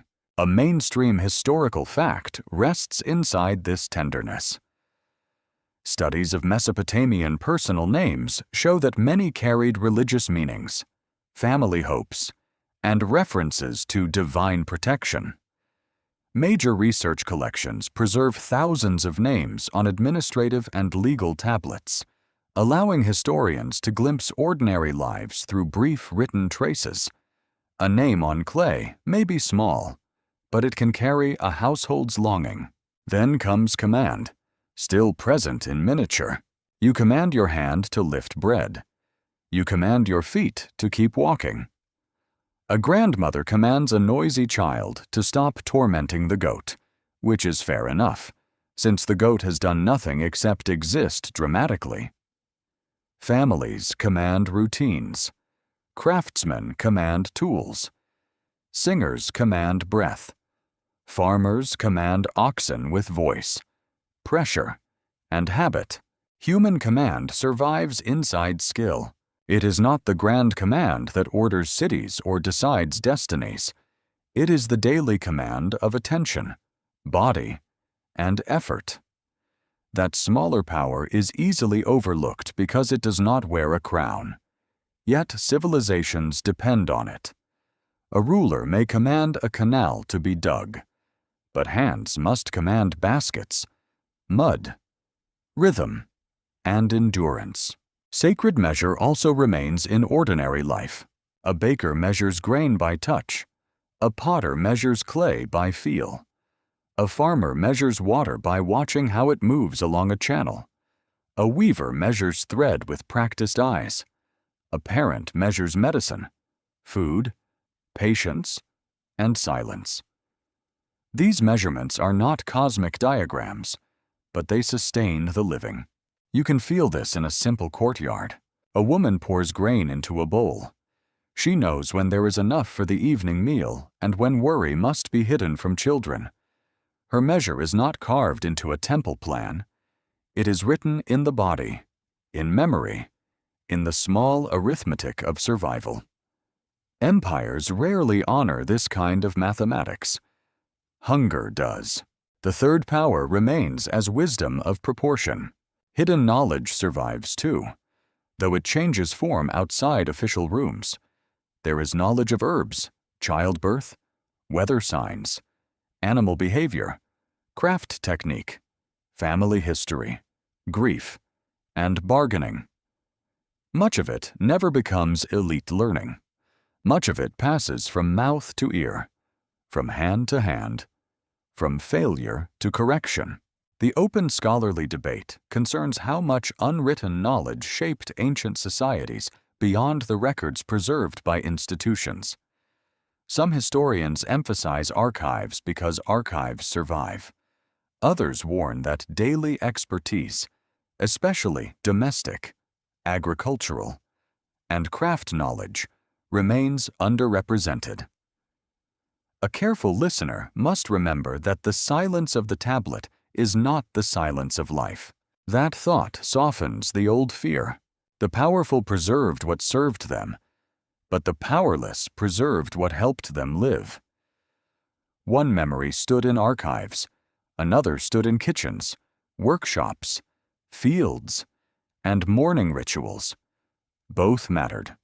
Only one had better storage conditions, which is rather typical of history. The power of shaping life also remains divided. Humans do not decide the full purpose of existence.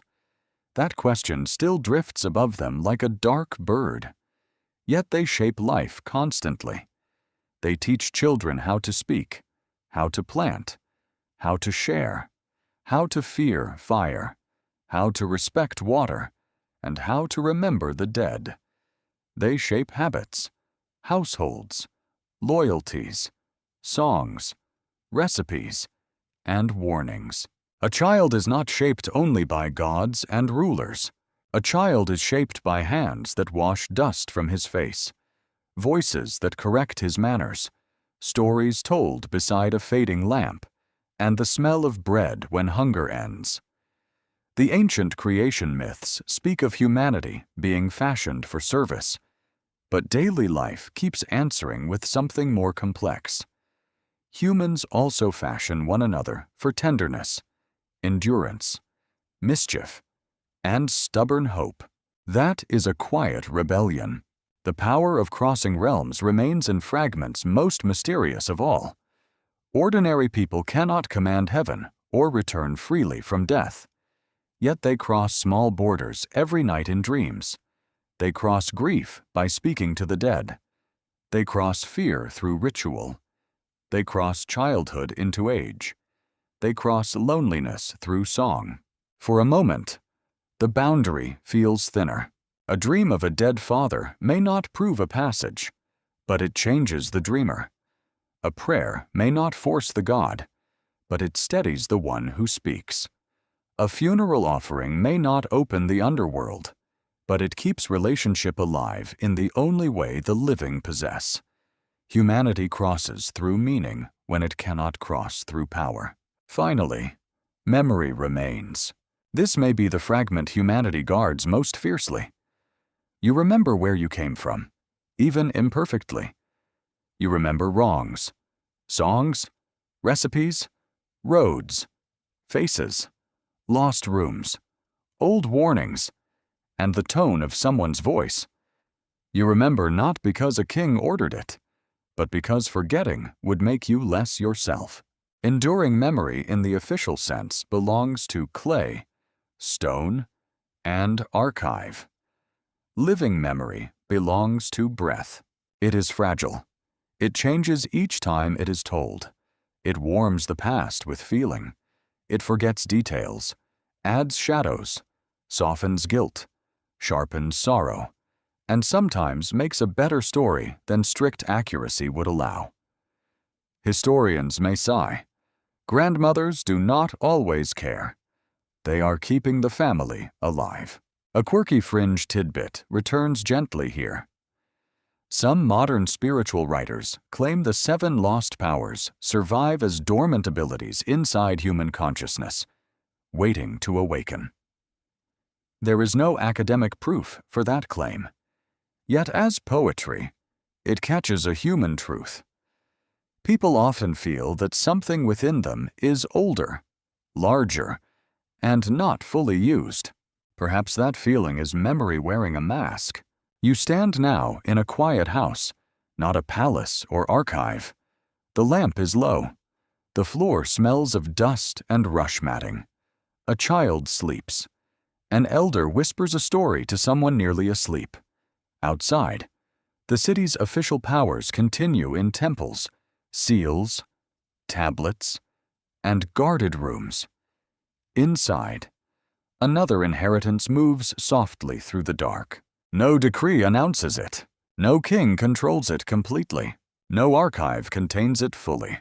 Humanity still holds fragments in language, skill, care, dream, craft, grief, humor, and stubborn recollection. They are smaller than the powers of gods, but they are nearer to the skin. They do not rule the cosmos. They make breakfast. They bury the dead. They hold a child through fever. They remember a name when no tablet does. Perhaps that is why the powers were never entirely taken. Only their highest forms were placed beyond reach. Their embers remained scattered through human life, hidden in ordinary gestures, waiting in the warm hands of people who never called themselves powerful at all. The house grows quiet, and the last tablet seems to wait somewhere beneath the dust, unfinished and still warm in memory. You are standing at the edge of excavation now, not in the ancient city as it lived, but in the place where it has become earth again. The walls are broken low. The streets have lost their names. The temple platform is worn by centuries of wind. Morning light spreads across the plain with a pale, patient glow, touching pottery fragments, mud brick lines, and the hollow spaces where voices once gathered. Nothing here looks powerful at first. A shard lies near your foot. A cracked tablet rests in a tray. A trench cuts through occupation layers like a careful wound. Archaeologists brush soil from edges that once belonged to rooms, thresholds, drains, and courtyards. Their tools are small because the past is fragile. A careless movement can break what war, flood, and burial somehow spared. This is the final mystery of the clay record. It never gives everything. It gives enough to know that Sumer remembered the world as ordered by forces older than humanity. It gives enough to see that names, command, measure, knowledge, life, passage, and memory were never distributed equally. It gives enough to feel the shape of a system where the greatest powers belonged to gods, kings, priests, scribes, and guarded institutions, but it does not give a final answer. A mainstream historical fact holds the scene firmly. Many Sumerian texts survive only in damaged copies, later versions, school exercises, or fragments from different sites and periods.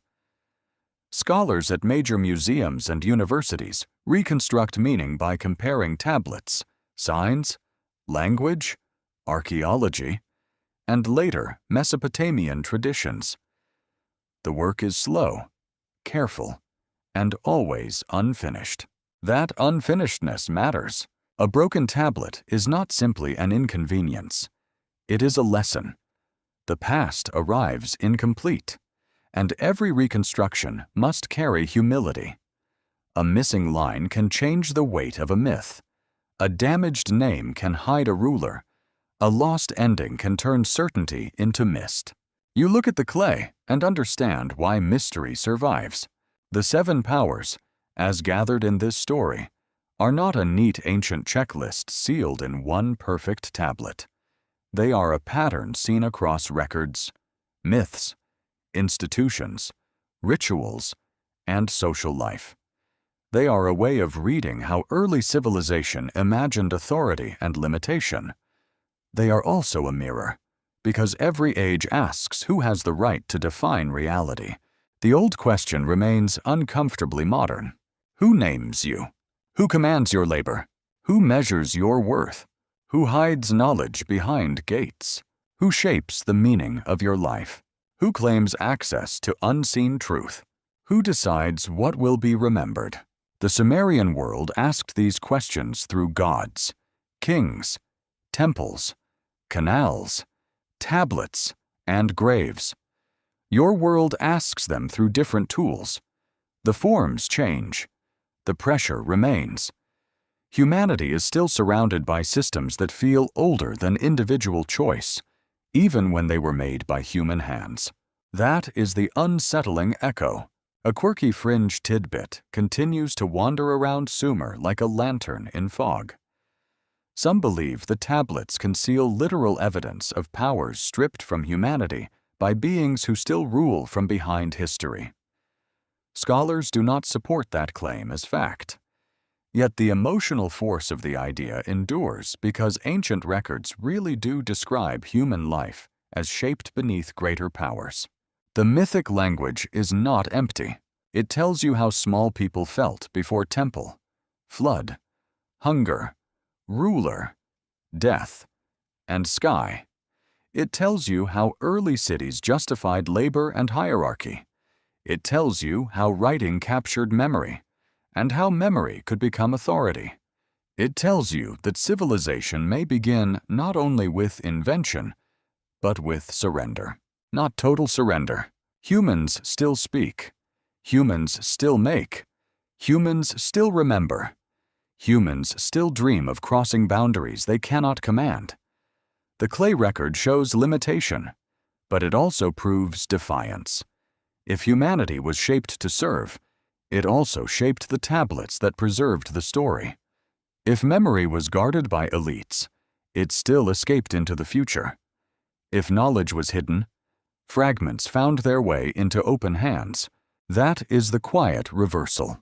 The powers may have been concentrated, but clay betrayed the keepers.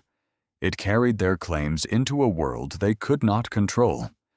Kings wrote for glory, and modern readers study their fears.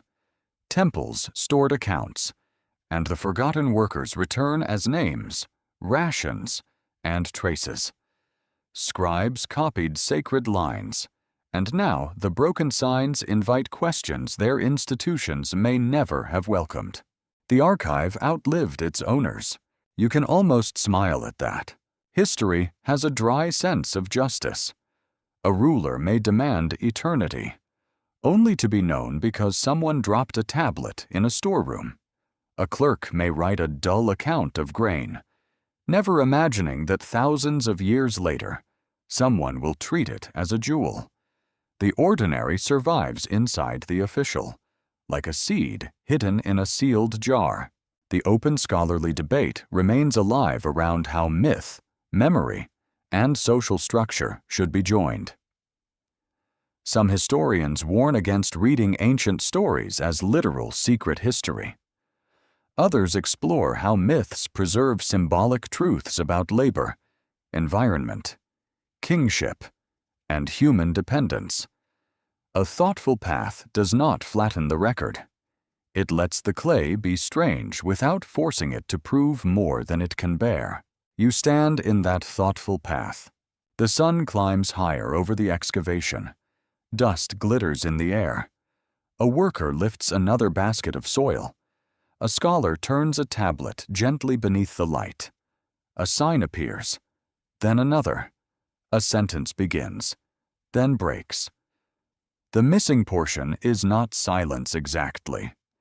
It is invitation. Perhaps the story is not hidden because someone buried it deliberately. Perhaps it is hidden because time itself is a patient thief. Time takes endings first, then names, then motives, then the warmth of voices. It leaves objects, impressions, repetitions, and enough evidence to ache over. The historian gathers what remains. The storyteller listens to what the fragments seem to ask. And what do they ask? They ask whether humanity was always meant to live beneath borrowed powers. They ask whether civilization gave people protection while placing the deepest authorities beyond them.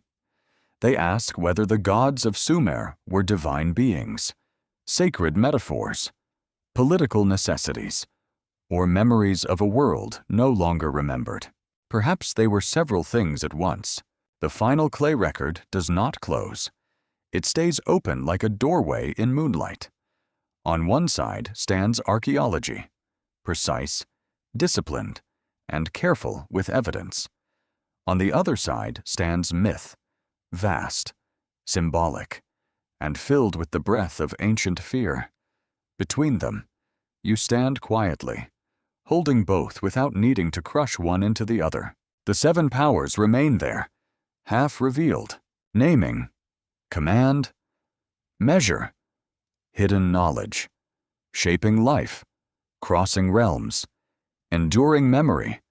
They sound like relics from a vanished world, but they still move through human life, not as thunder, not as spectacle, more often as paperwork, ritual, childhood, architecture, law, burial, school, prayer, and story. That may be the deepest truth hidden in the tablets. The powers were never only supernatural. They were the bones of civilization itself. To control them was to control how people understood existence. To lose them was to live inside meanings chosen elsewhere. To recover even fragments is to notice the shape of the cage, and also the spaces where light still enters. Now the excavation grows still. The brush rests beside the tray. The tablet remains broken. The river moves beyond the reeds, indifferent and ancient. Somewhere beneath your imagined feet, more clay may still wait in darkness, holding a sign no one has read for 4,000 years. Perhaps it contains only grain. Perhaps it contains a name. Perhaps it contains nothing that answers the mystery. And perhaps that is fitting, because the oldest human stories rarely end with certainty. They end with a hand reaching toward dust, with a sign half visible, with a question that has survived longer than the city that first asked it. The sky softens above the buried plain. You breathe slowly now. The heat of the day begins to loosen. The temple shadow lengthens in the mind, not harshly, but like a dark cloth laid gently over the earth. The scribes have gone. The workers have gone. The kings have gone. Even the gods, if they still listen from a distance beyond language. Yet the clay remains. It does not demand belief. It does not force a conclusion. It simply holds the marks of people who tried to understand why they lived, why they served, why they suffered, and why they remembered. Their world was not yours, and still, in the quiet, it feels close enough to touch. Let the seven powers fade softly now. Let naming become a whisper. Let command become stillness. Let measure become the slow rhythm of breath. Let hidden knowledge rest behind its sealed door. Let shaped life return to warmth. Let crossing realms become only sleep. Let memory loosen, not vanish, but settle like dust in gentle light. The rivers continue under the stars. The reeds move in a wind older than kingdoms, far away. A broken tablet cools beneath museum glass, holding its patient silence. Perhaps one day another fragment will be found. Perhaps one day another sign will be read. Perhaps the story will open a little further, then close again. For now, there is no need to solve it. There is only the ancient plain, the soft dark, and the feeling that humanity has always carried more mystery than certainty. Rest with that thought. Let it become light. Let it become distance. Let it become sleep. And perhaps the story is not yet complete.